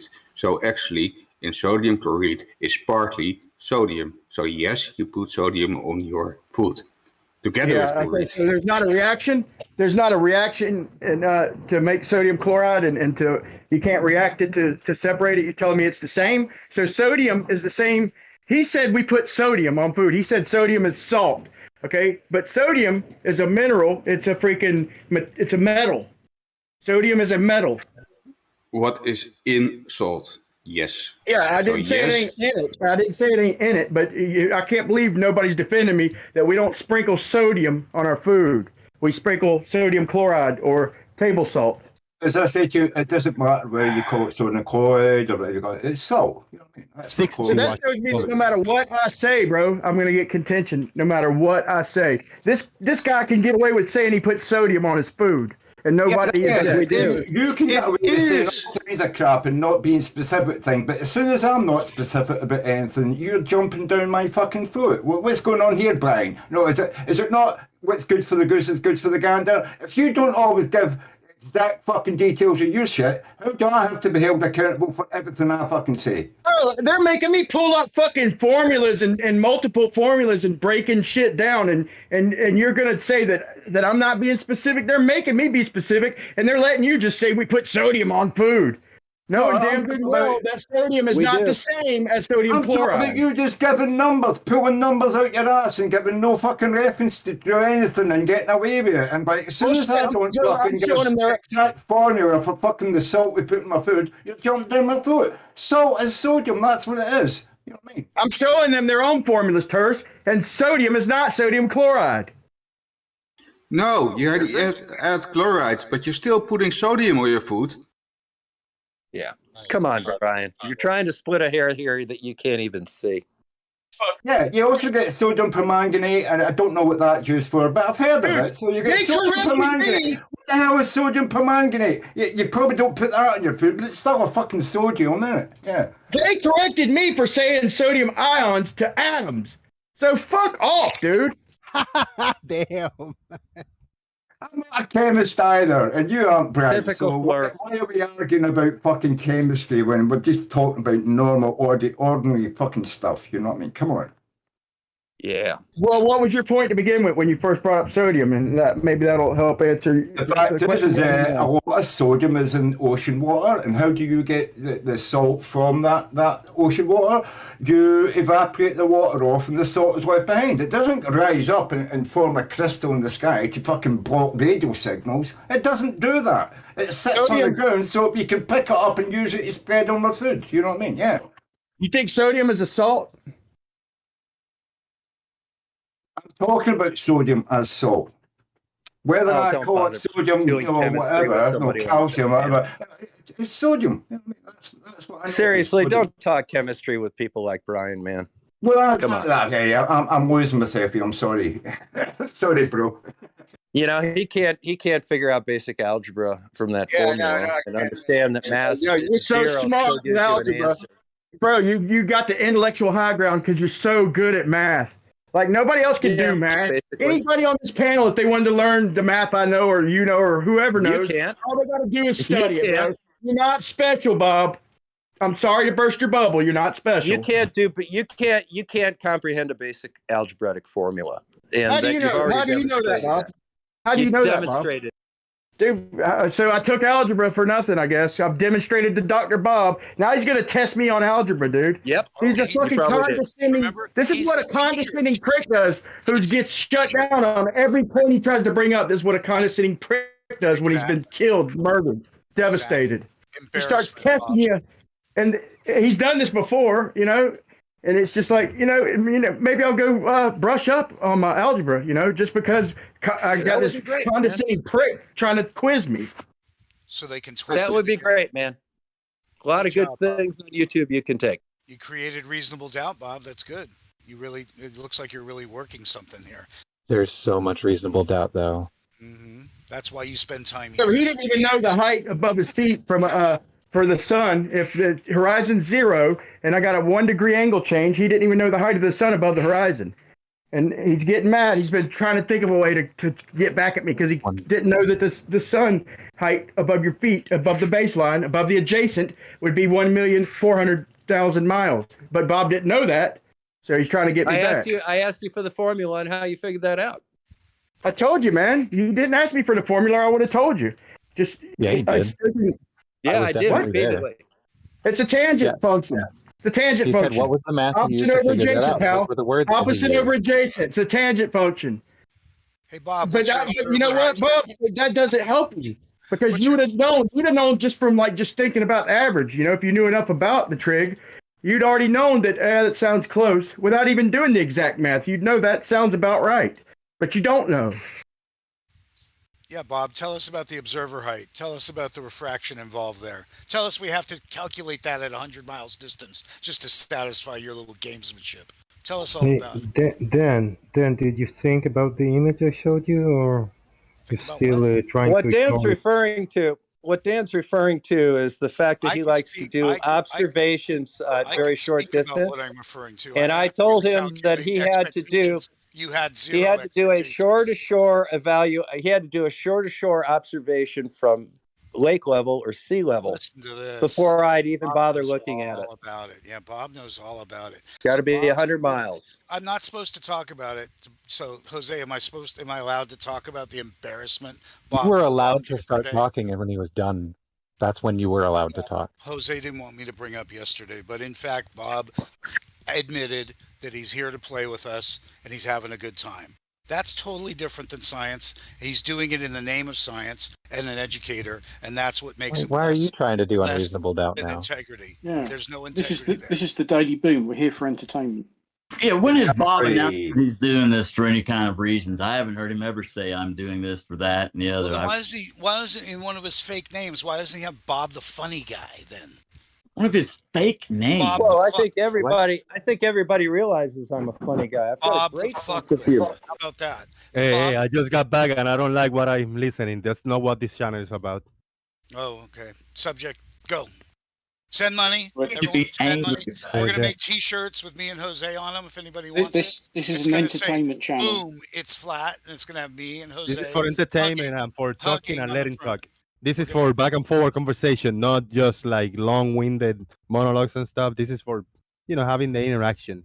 Okay, well, Bob, I'm entertained to justify why he couldn't do Dan. What? Dan. What, Chucky? It's not for lectures you had. Well, what about the image I showed you? Have you thought about it yet? If I knew what you were talking about, for fuck's sake, every time from the start, if I knew. Yeah, you that's the problem. Involved with just you? I don't remember even fucking what you're talking about. I talked to that's the problem. That you choose to forget about the image I showed you. What a brain dead idiot. Put it in chat if you want me to talk to you. I don't know what the fuck you're talking about. Sorry. Sorry. You're in an emotional state. If settle you want to down, share Dan. something and talk about something, I need to settle down. If you want to talk about something, please share it because I have no. Here I shared it. Great. That's now I added another 1,200 feet observation. Now we have 3 1,200 feet observation that do not sit on the same horizontal plane. Does anybody have any I think they do. Yes, I am sharing my screen and I got the image up right now. Everybody on YouTube can see it and everybody on Discord can see it if you click on my name and watch my screen share. Children on my screen. If you Let's watch be me honest. there, There's you no will be able to picture you see it. could present that's going to change You this know, man's mind. if you guys know how No. if you guys know how streaming works, you know that if you're watching on YouTube on the watch page, it's gonna take roughly 30 seconds for one to catch up what's going on. But if you want to see it in real time, I am screenshotting on Discord. There you go. All set. Blurs can't tech generally. This Blackpool Tower with all the bird murdering. Oh, so all you the decided to all the bird sidetrack. murdering sort of like propellers. You decide to sidetrack the conversation. So What conversation was there? When I came in, I heard insults to Bob and insulting each other. This is a good segue. We go to a new conversation. All right, Chike, you got the images up. All right. Well, guess what? Has nothing to do with me and no claims I've made. Yeah, well, no claims you made. I asked you. Then go on mute, Dan. Yeah. If you don't want to talk about the image, go on mute. Talk to Bob about it. Let's hear him. Yeah. Bob's got shit to say. I hope you don't keep just chiming in with colorful commenting, because if you don't want to comment on the topic, I don't want to let you talk about colorful commenting in every other word. You're in a good mood. Fair enough. I'm curious if there is a picture that could be presented that would change Dan's mind on anything, or if what kind of evidence would change Dan's mind. But we can go about that later. We'll take on that picture. Shout out to him, Stone. I posted below the image that shows the side view of all this thing, and you can see the observer look up above the tower. He's look a bit less up above the windmill, the wind turbine, and it looks very, very low on the mountain. All three 1,200 feet elevations. How do you explain this on flat Earth? Well, you come back an hour later, and then it's reversed. Or you come back. Yeah. And I thought hold on. Let me. Why are you interrupting me? Why are you interrupting me? I thought when George came on this program and showed what happens in the distance. Then show me that you come hour later and stop interrupting me, Chikey. I thought George. Show me. Stop interrupting. I thought George, when he came on this show, I don't fucking care about George. Show me this. Why are you interrupting me, bro? Reverting. You keep saying "show me" instead of letting me explain. Yeah, I want to see it's reverting. Okay, what I'll show is I'll show George came on at close to sunset, and he showed the horizon above the crosshairs. Okay, so he showed that long distance. What he showed was that long distance optics are not reliable. Okay, your own guy showed you that. So what happens if you zoom in? What if I kept zooming in, Chikey? What if I kept zooming in all the way up against the thing where all I could see was the face of the mountain? Then what? I want to see this reversed. Look at Skunk Bay, bro. Skunk Bay. Skunk Bay is not 1,200 feet above sea level. Skunk Bay shows the mountains dancing. No, it's not 12 feet. I'm a post where Soundly did 7 miles. 1,200 feet above sea level. Can't stand what I have to say, can you, Chike? Yeah, 1,200 feet above sea level. Chike is fair, man. Yeah, we gotta let him. We gotta let him make it. No, I know Skunk Bay. It's not. I'm gonna post a different video. Brian statement. I'm gonna post a video from Soundly where he set up lights 1 mile apart for 7 miles, and he backed off of them a few miles to record them to show whatever he set out to prove. What he did show was that the lights go from a flat line of lights to a concave line of lights to a convex line of lights. What it's proved is that long distance optics are not reliable. All these numbers on the screen are not reliable. Let me read a comment. For Mr. Victory Radio, it's been 7 months. A smart, responsible troll for over 7 months. Thank you, Mr. Victory Radio, man. Dan and Brian, I hate to break this to you guys, but you suck. Thank you for coming to me, TED Talk. Shout out to you guys. And I got the inverted image. There you go, Brian. You're looking for this is the original image, and I got the what term did you use? The opposite, the inverted image? Yeah. I got it. Yeah, boom. There you go. There you go. Just for you. I'm sharing my screen just in case. All I'm trying to do is bring, is bring some truth, and show that everything ain't as set in stone as these people make it out to be, whether anybody's proven anything for certain.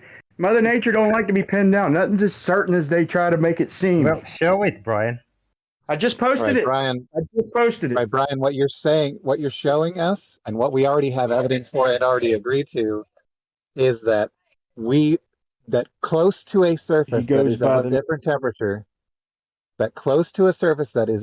temperature, we are quite aware that that can make observations optically unreliable. What Chaiki has posted is 1,200 feet elevated, or no? What's the elevation of the observer? Well, the minimum elevation is the observer is 1,200 feet. The minimum, the lowest point there is 600 feet. Is the top of the tower. Okay. Allow me to make my point. My point is that on these days with Skunk Bay and Soundly, and we see Pontchartrain, we've seen it do the same thing. On all these days that we're using auto levels or surveying, we can, any time of day, we can go 50 feet or 75 feet and keep doing differential leveling, and the refraction doesn't affect it one bit. So what's going on way in the distance doesn't matter. Up close, you're going to get a constant, consistent measurement. That's why they don't use freaking long distance observation in surveying. Okay, and they don't. How could you argue that? Don't you say? Chaik, don't do it.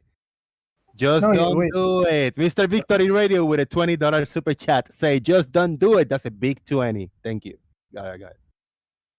Yeah, you say they don't do it, Brian. You know this, right? And the only time they do it is hard to get to places. And as far as the road you drive on, sidewalks you walk on, and everything else, topological surveys, no. Done just like they did way back in the old days.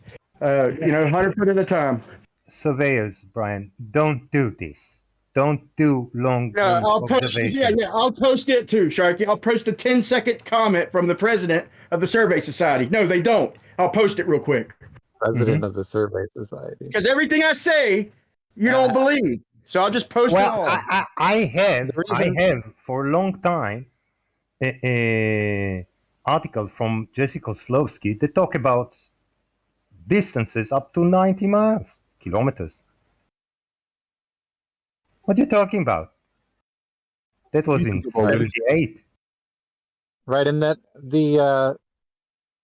I want to say the Arc of Parallel, the stuff that they were doing in Europe, at least, that was in the late 18th century, if I remember correctly. So to say that they don't use long distances is a bit disingenuous.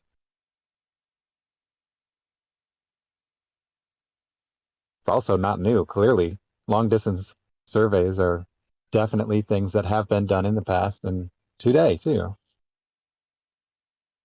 Not for elevations.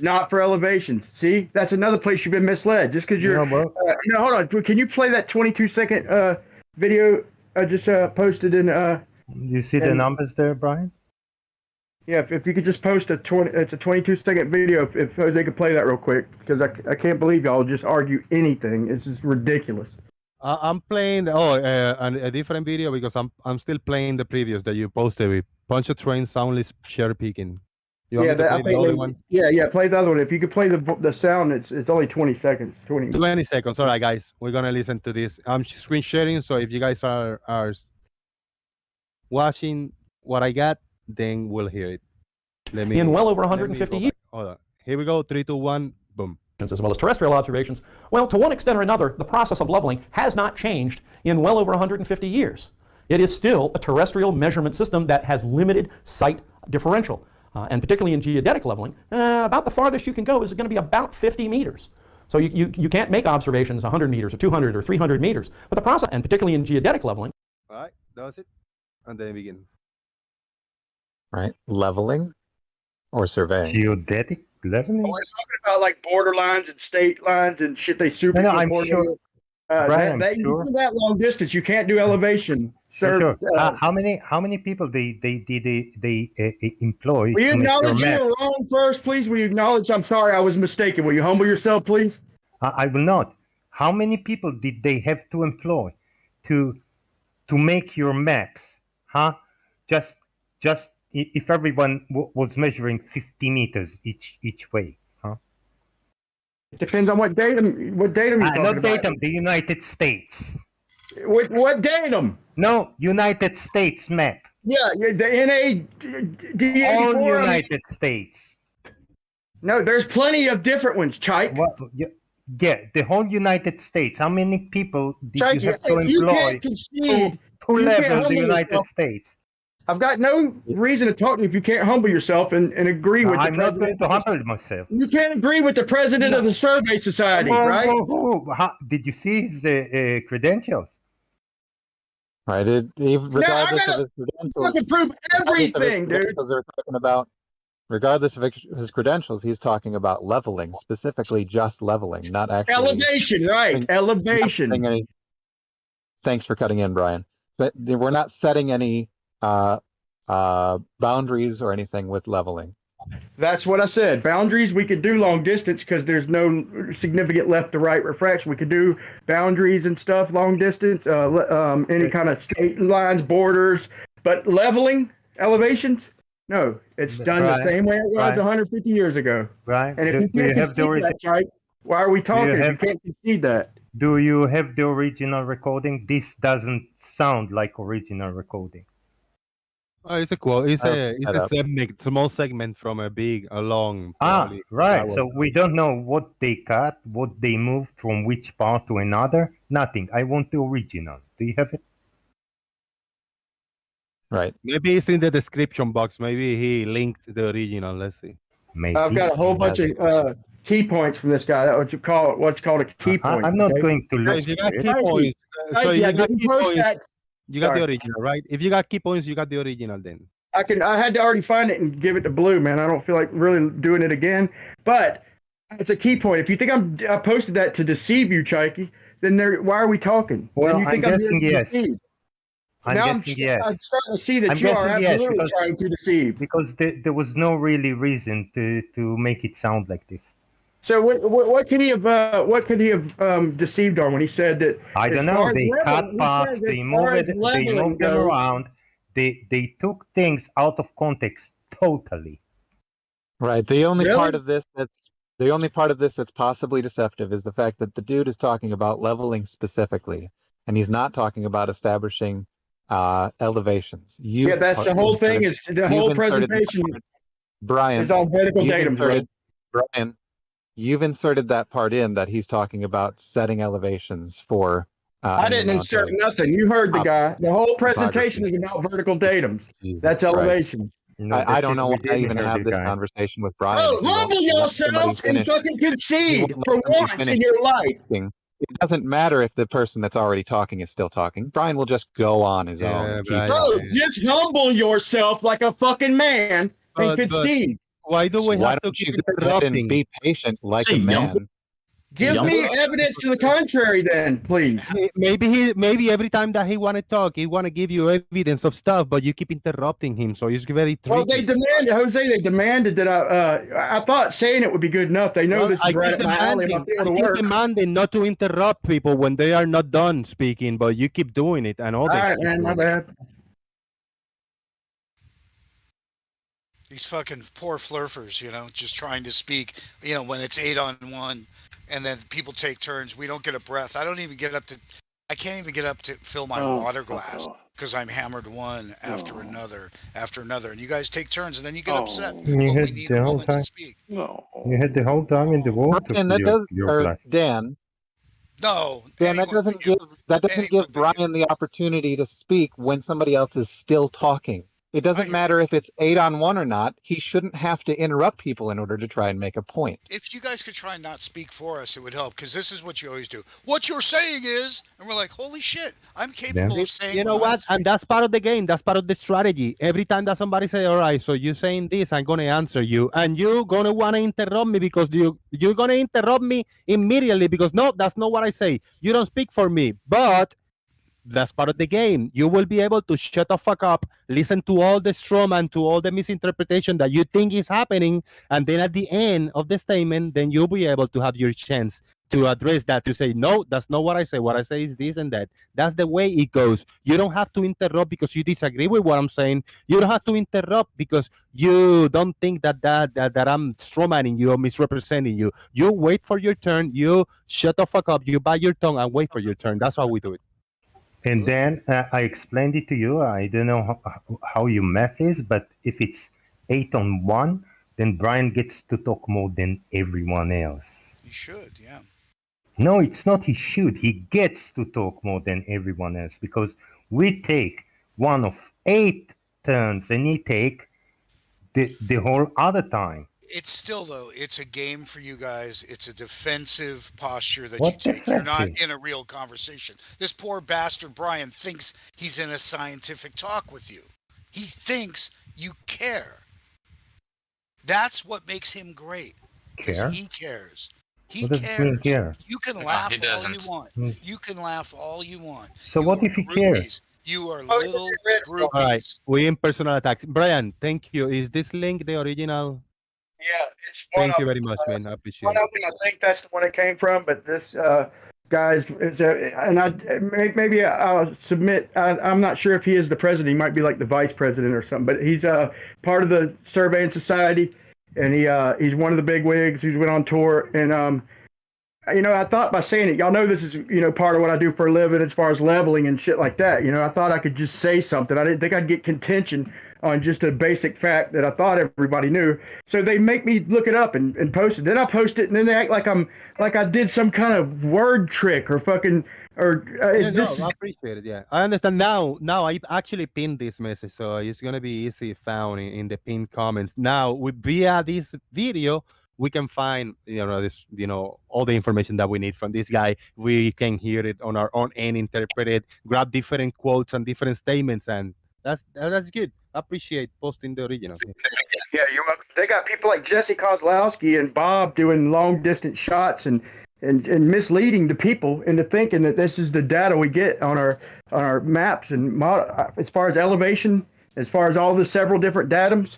A different datum might have the same information but a different radius and have rivers flowing uphill. So Zanuck will tell you the St. Lawrence River is flowing uphill. These people are misled, and they don't, they haven't looked up the facts. They haven't, and I'm trying to present the facts to show you that, they're mistaken.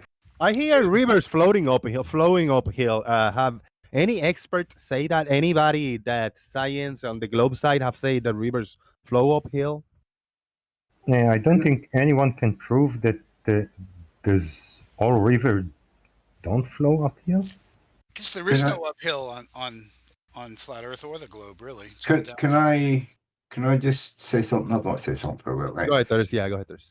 There's no way that you can create a map of a continent just using a level.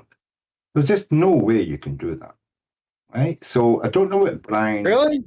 Brian, please let me finish. I don't think there's any way you could create a geographic map of a continent just using a level.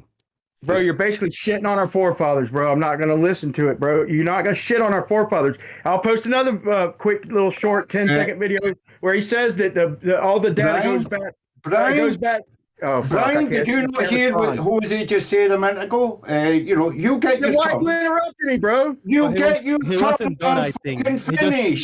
He took a breath, but he didn't finish talking, Brian. So Right, I'm just saying, you cannot, map a geographical map of a continent just using a level. The British Empire did it for several continents, and they didn't just use levels. They used theodolites, they used chains, and they used measurements and barometers and all that sort of stuff. That's how they did it, and it took them several hundred fucking years to do it. You can talk now, Brian. Okay. The information dates back, and I'm gonna put one video up in particular where he says that the leveling information dates back so far where they're not even sure where some of it even came from. But it dates back where all the leveling is done with dumpy levels, auto levels. Now today it's done with lasers and GPS, things like that. But all the original data, yes, was done 100 feet at a time, man. They crossed countries. It's a bunch of local datums combined. I mean, a bunch of local surveys. They take them all and they combine them and they make different datums. And if you combine like the world, I think it's the world datum that has the St. Lawrence River running uphill. But as far as like local accurate elevation, you'd want to use more local datum and survey information. Basically, the more local you break it down, the more accurate you're going to get. But there are different ones, But it's all done from compiling a bunch of information over 100 years. Yeah, over 150, 200 years. Yeah. As I said, you don't do it with just a level. You take elevation measurements, and you can't do that with a level. You can't, and you know that yourself. Did you hear him, dude? It's the only way they do it. The only time they use theodolites is hard to reach places, valleys, mountains. That's the only time they. Exactly. Nowadays it's different. That isn't mounted, yes.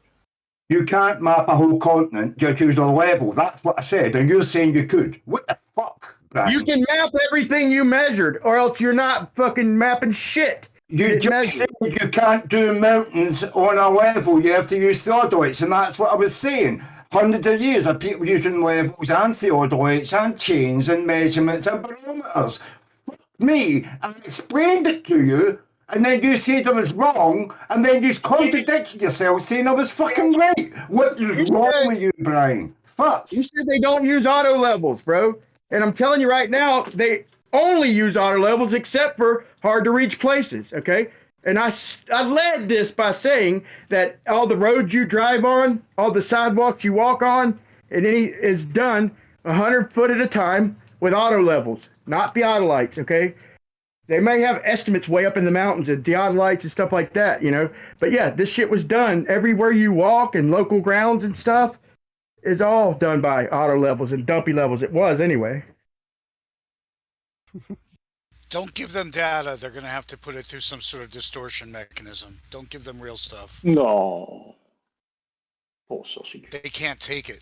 They just have No, to I gave read stuff. Why shouldn't he? Chike, will you concede now? Will you please concede now? Concede what? That you were wrong. That I gave you a table where they started their distances. They were between 32 and 90 kilometers. I told you elevation data doesn't come from long distance shots like that. That's unreliable. I told you that it's like sure, it's unreliable. And how many times Larry needs to tell you that they measured the height of the Everest from 100 miles away, and it was within few feet what we measure now. They went not from just one spot. They went all around 100 miles. The Indians did it. So and Tibetans didn't let them do it there. So they had to do it from India. You're not willing to concede that long distance is 100 miles away, accurate to several feet. Bro, they do multiple shots from multiple different points. You can't show me one long distance photograph. It's not reliable. Don't interrupt. It's not reliable. One photograph from long distance in one position is not reliable, Chikey. Anything about one photograph. Be a man, Chikey, and fucking concede, bro. It's utterly irreliable. And I have two other photographs of the same tower that shows that the tower is not level, it's below eye level, below the horizontal. Bro, you challenged me? Yes. You challenged me. I went and got it, posted it, and you still won't concede. Oh my God. So you won't concede. Concede after what? The video that he just played. Wait, you posted. Be prepared. I will be ready the next time with all the foliage stick that this guy did. That this guy misrepresented. Don't you be worried. Don't you be worried. I'll cut out what you just denied and made me post because you didn't believe me. I'll cut it out. What did you post? No, don't interrupt. Don't interrupt. I'll go record. I'll go record what you challenged me on, Chikey. I'll record it real quick. It'll take me about 5 minutes, and I'll show you, and then challenging me to post it, me posting it, and you still not conceding. Go ahead. What I'll do. Okay. Shout out to 50 people still watching. Sorry. 50 watching, 50 likes. That's beautiful. And there's a poll in the YouTube chat box. Are you new? Yes or no? So please vote if you are new. Thank you very much. Hello, I'm new. Just saying. I couldn't vote, but that would be my vote. Yes, I'm new. We are very close to get to the end of this. More money. Send more money. Very close. I got to cook, man. That's cool. I'm gonna make this video later. And if Doofus or Chike want to concede now, show me your humble person. Yeah. After you did, not before, Brian. Okay, you don't want to concede. Why should I concede when you have no evidence? Have you ever conceded? I want you to concede before you have the evidence. Are you a humble man, Chike? Me, very humble. Okay, we'll see. Shikey seems okay. He really does. I mean, compare him to the rest of them. I told him for elevation data, they don't go more than 100 meters. He denied that. Okay, I told him that shit long distance is unreliable. At best, when they do mountains like that, they go all around it. They do multiple shots and give you an average. It's not an exact. It's an average based on their best evidence. Okay, he denied what I said about the surveying and challenged me, and I went through the trouble of posting it for him. And the guy, plain as day, said that they still do it the way they did it 150 years ago, 100 foot at a time. You know, you heard what he said. Go measure the Everest. Go measure the Everest with auto level. I want to see that. You think they just took one shot, Chike? You think they just took one shot? I didn't say they took one shot. I said they did it from 100 miles. Can we try something before we get out of here? Yeah. Watch my screen share, right? I'm gonna play about a minute because there are 20 seconds that Brian presented, and I want to show at least what's leading to that timestamp. So I want to show 30 seconds before, 30 seconds later, something like that. I am still screen sharing. Hopefully you guys can see and hear this when I hit play about now. Require that. Because remember, as I mentioned previously, and I'm going to certainly mention it again any number of times, the number of digits to the right of the decimal point have nothing to do with the integrity of the data. So a height shown to 4 decimal places done with GPS does not mean it's really that good. You need to know a lot more about it. So just as, a highlight, I love the pictures of people out doing leveling. And if you took the session previously on the horizontal datums, you saw the various pictures about building towers and the different instruments that were used, and using astronomical observations as well as terrestrial observations. Yeah, well, to one extent or another, the process of leveling has not changed in well over 150 years. It is still a terrestrial measurement system that has limited sight differential. And particularly in geodetic leveling, about the farthest you can go is going to be about 50 meters. So you can't make observations 100 meters or 200 or 300 meters. But the process of leveling, as you see from the pictures here, pretty much looks the same today as it did back in the 1920s or 30s. Here you see the pictures of the coast surveyors out with the old optical level, actually a Fisher level, and you've got 2 rodmen out. Well, the same process is true today, although increasingly we're seeing the use of digital leveling so that the observer themselves do not have to read the rods. The instrument is reading the rod. And in my personal opinion, the high quality digital barcode levels that are produced by a number of manufacturers today are the finest surveying instruments that have ever been made. If they're taken care of, they are just the best. And they can produce quite phenomenal results. But again, they're expensive and they have limited uses. So for example, first order leveling or even second order class 1 leveling, you have to have single piece rods. So a couple of meter single piece rods. Is that good? You guys want me to play a little more or they good? I don't want to play too much. Thank you for playing that, man. Thank you. All right. I'm gonna he started talking about that at 20 minutes exactly in this video.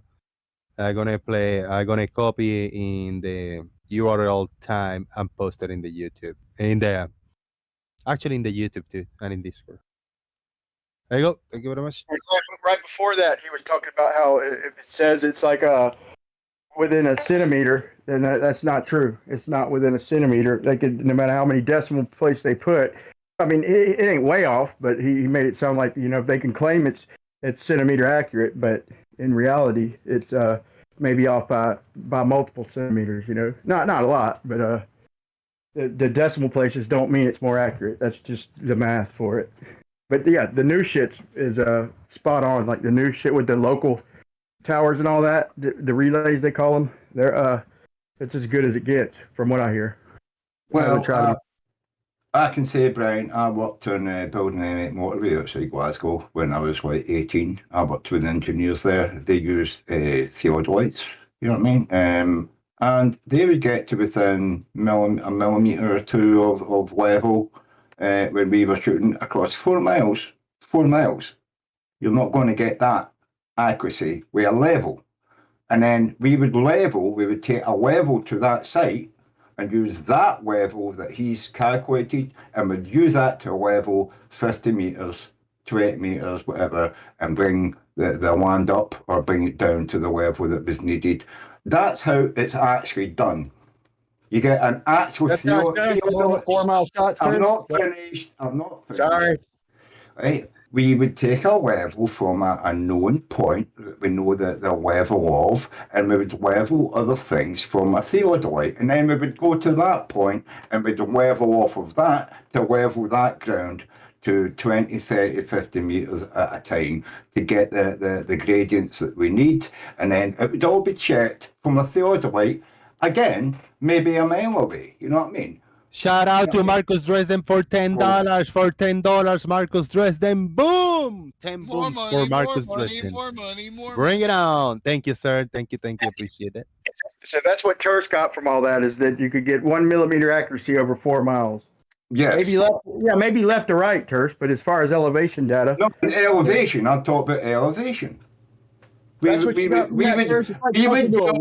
Look, Brian, we would build down a small concrete block and put a fucking nail on it, right? And the fucking theodolite would aim at that and measure the fucking angles of that from a couple of different angles. And he would go back in his shed and make calculations to say, yeah, this is where I say that concrete block is, and we'd level everything else, within like a few hundred meters around that from that fucking concrete block, right? That's good. That's how we built a fucking motorway that people drive on every fucking day and have done for fucking over fucking 50 years now. Right, that's good. Yeah, so your benchmark, you shot a benchmark. That's fair. So you shot a benchmark over long distance, and all the actual leveling around it you did with 20 meter, 40 meter shots. That's nothing wrong with that. He got an approximation on his benchmark and leveled accurate from there. I'm good with that. Yeah, and that's how we build maps. That's how we do fucking maps. That's how we mapped fucking India. It's how you mapped fucking America. America's not flat. There's fucking mountains. You have to know elevation, not just fucking level. You know what I mean? Who said America was flat? But you seem to think you can level everything from a level and 50 meter fucking jump. You can't do that. Yeah, country. So the guy's lying, right? The guy's lying. The driveway, Brian. You can't do it. Is the guy lying, Terse? You know what I mean? Is the guy lying, Terse? I didn't hear you. What was that? Is the guy lying, Terse? Is what lying? The man who just said that anything reliable, you can't get anything reliable past 50 meters. Was he lying? No, he's talking about a level. I'm talking about we use theodolites. And then we use a level from the marker that the theodolite puts in. We a marker that is the level, that is the height that I'm working from. And then you use levels from there. But every now and then, you have to fucking recheck and put another fucking point in where you can guarantee that's the height that you're working from and work from that. You don't just work from one fucking level and keep going for fucking ever. You make He's talking about vertical datum, bro, and you make multiple checkpoints and make sure that your level is correct. You so don't the guy's lying, or is the guy not lying? Forever. You know what I mean? Is he lying, or is he not lying? And he's talking about vertical datums. Okay, he's talking about worldwide, countrywide, statewide, citywide. Vertical datums, elevation data.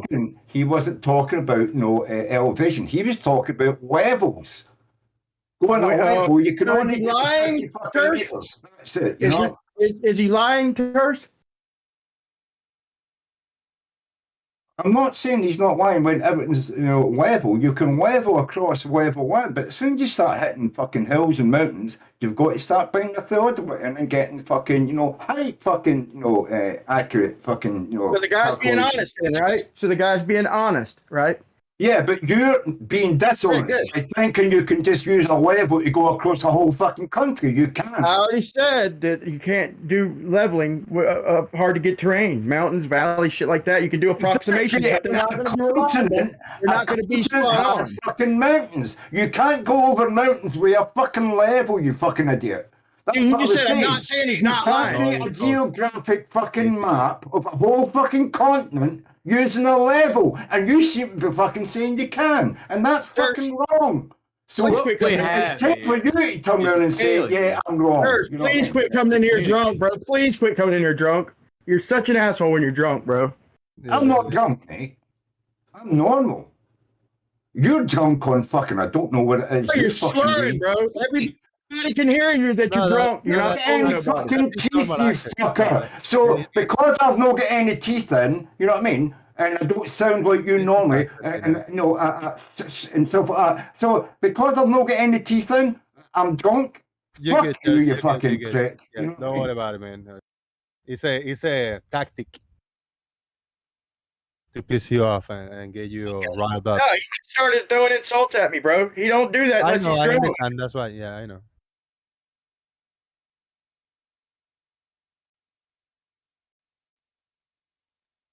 I would take to be somebody that's got a fucking speech impediment and fucking talk to Glenn Leakey because he'd be fucking saying, "Oh, you're drunk, you're drunk, you're drunk." You know what I mean? He wouldn't even think that somebody could have a speech impediment. Bro, lie to yourself, bro. Lie to yourself. You act like you ain't drinking. Right? I'm just saying, just because of the way that I speak, you think I'm fucking drunk. I'm not fucking Kirsch, are you drinking? Kirsch, are you drinking? Yes, I've had a drink. I've also eaten But chicken. he's not drunk. Doesn't mean he's drunk, Brian.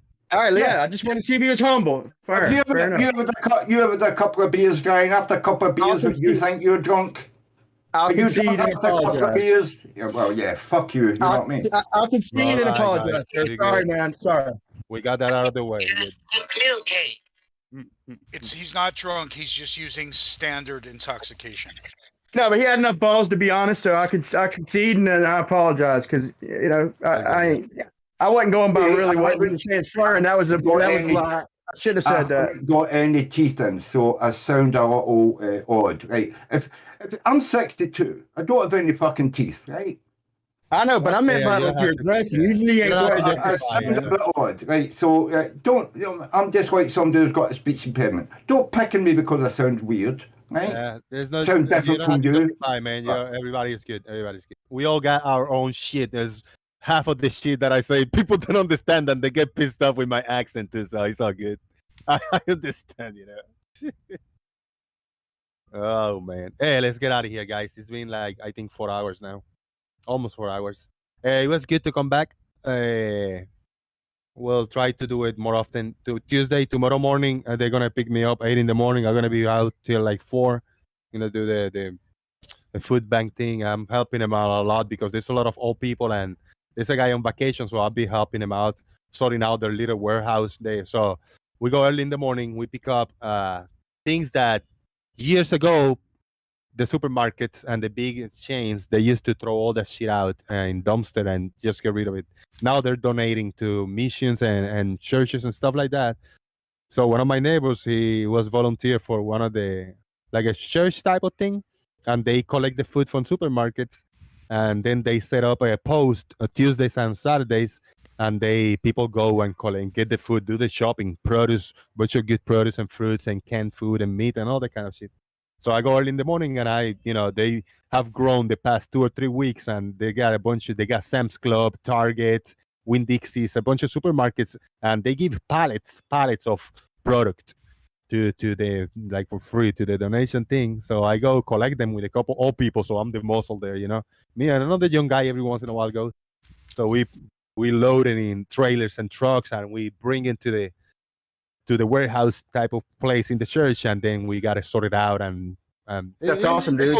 It's fun. That's awesome, dude. No payment is for free. Everything at the end of the day, I get my shopping too. I get my little bag of fruits and vegetables and cans and meat and all that stuff. So I've been eating well this past Yeah, few well, weeks. that's still a great deed. That's a good deed, man. Oh, it's That's, good. It's good. I have fun. Yeah, it's good. Yeah, that's why I've been busy with them. Not only Tuesday and Saturday, but the other days. Where there's a little old lady and a little old man doing that stuff and carrying big boxes of cans and stuff, setting up in shelves. So I've been giving them a hand. Few days. It's all right. It's fun, hanging out with old people, hearing their stories. All right. I like listening to the stories, man. Yeah, it's cool. Let's get a round of final thoughts and get out of here. Brian, you first, man. Alphabetical order. Okay, man. I just was trying to point out that the leveling is the precise leveling anyway is done up close. Off in the distance, we see a lot of up and down, up and down. The further you go, the worse it gets, just by scale. And so you could have a mountain pretty much the top be where the bottom was because it's just a little spot in the distance. And so you can measure all you want. The distance is going to be unreliable, but up close, no matter how the temperature is and however much refraction is going on, you don't have to worry about that within 50 meters. You're going to get the same measurements day after day. The refraction is not going to affect it up close, and that's why they do it like that. And I appreciate anybody who could help, man. Jose is doing a lot to bridge the gap, get the truth out, and the nip whatever ain't truth in the bud, giving us a platform to talk on. So anybody who has it to help, man, help them stay on the air more, man. Y'all help out, man. Thank you, man. Thank you, Brian. Appreciate it. Thank you for coming, and don't be a stranger, man. Just show up every time that you get every time that I'm in and you get a chance, just jump in, man. It's always fun to have you. All right, let's go to the next person. Final thoughts. C4, you got something for us today? Let's do it, man. All right, let's go with Chaik. Chaik, you got some final thoughts? Yeah, that was a good shit show, I'd say. Thank you. Thank you very much, Shaik. Very, very appreciated. We have next Dan the Waterman. Dan, what you got? Hey, I agree with Brian. Thank you, Jose. Also, I'd like to thank Peter G and Trat. I got corrected on whether or not ice was a mineral. I'll have to look deeper into that, but I was arguing a point that looks like I'm blatantly wrong. So that's the value here, in talking to other people and getting out of the echo chamber that Flat Earth has been. So definitely appreciated. I think we should, Jose, I definitely think you should put a picture of you and their favorite flurfer on a shirt and let them buy Flat Earth t-shirts with says boom on them. I don't see any reason why they shouldn't order it directly through you. Thank you, Dan the Waterman, but I really don't have a picture of Lemon Bird. Oh, burned! Doofus Manfred, final thoughts. That's good, right? You appreciate that. Yeah, it was an interesting show, kind of all over the map, and it was mostly good. Well, I'm just, I'm worried that the people are not paying attention to the conversation while they're in it. That sometimes it's a little frustrating when things have to be restated that were stated only a few moments ago. It would be appreciated if everybody could just pay attention. That's all. Thank you very much, Doofus. I appreciate that. We have final thoughts by Marcus Dresden. He say, flat earths are dumb as fuck. Shout out to Marcus. Final thoughts. Drink of Kool-Aid. You got final thoughts for us? My first time on the panel. Thank you so much, Jose. Really appreciate it. Great show, brother. Very cool, man. I'm sorry, maybe you didn't have, bigger opportunity to participate, but yeah, keep jumping in whenever I'm live, and we'll find a window for you to have a little fun, talking to each other over here. I appreciate you coming, man. All right, Farmer's Boy is not listening. Shout out to Farmer's Boy. Thank you for coming, man. Gary Way, venga. You got some final thoughts? Yeah, I would like to give thanks to Bob, the science guy, for admitting that the EQ mount cannot accurately track at 15 degrees per hour from horizon to horizon. And also to him and Wolfie for making a video showing that the sun, through a solar filter, does indeed shrink near the horizon. And we played that before on your show. Thank you. Okay. Thank you, Gary. Thank you, Gary. Larry came in late, so we're gonna have M Stone for final thoughts. M Stone is in the house. What's up? Oh boy, I've never actually done final thoughts. I didn't know I was going to be getting them today. Final thoughts. Gary, you're dumb. Dan, did Dan go? What was he talking? Didn't really understand it. I thought Dan was a flat Earth man. Anyway, all right. Flat Earth is still entertaining, and if you take it seriously, you probably need to step away from the internet for a little bit. All right, have a good one. Good panel, good show, Jose. Thank you, M Stone. I appreciate it, man. And yeah, part of the reason that I had to do something over here is I needed a mental break. It was too much dumb for an illiterate Puerto Rican like me. So I feel great, man, to bring back the entertainment. All right, we need it. Hell yeah, man. Peter G, you got some final thoughts? Larry, bro, PS, do you got final thoughts for us? Yeah, as you noticed, I just came in, so I missed the bulk of it. So my only comment would be against Brian Leakey's comment about survey leveling. I live in Hagerstown, Maryland, and they started from Hagerstown, Maryland with precise levels in 1877, and they reached the Pacific Ocean in 1904 with precise thick rods and levels, precise along the railroad tracks, ocean to ocean. So they did cross the mountains along the railroad tracks. Boom. Boom. Thank you very much, Larry. Leslie Wipes, you got final thoughts for us? Let's go with Turs. What you got? Yeah, I do believe that people did use levels to find the distance between the sea to sea. I don't think the levels were correct at the time, and they've been corrected since. As far as I remember, yes, we surveyed the whole of India, you know what I mean, the British Empire, but that was to find the expanse, the amount of land there, you know what I mean. It wasn't to do with elevations. It was to find the amount, the size of land. They used levels and chains to measure the land, which I think we probably did in America to measure what the distance was between one coast and another. I don't think you had the levels or the heights of your mountains correct until we eventually got a secondary, group of people to go out there and actually find heights of things. And that's what I'm trying to say.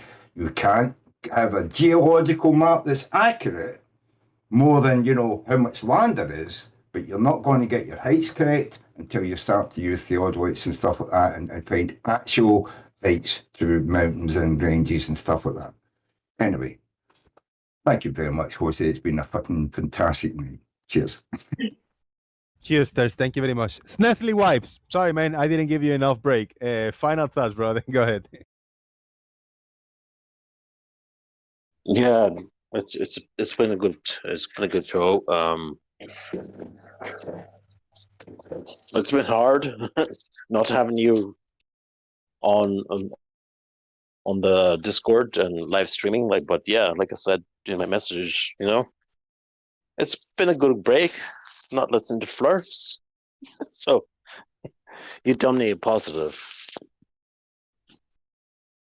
Yeah, man, I appreciate it very much. I lurked in the background a little bit here and there and everywhere, some places, trolling a little bit responsibly, but I did okay. I didn't lose my shit. I was just having a laugh with background noise, Thank you very much to everybody that came in and hung out in the Discord, in the YouTube chat.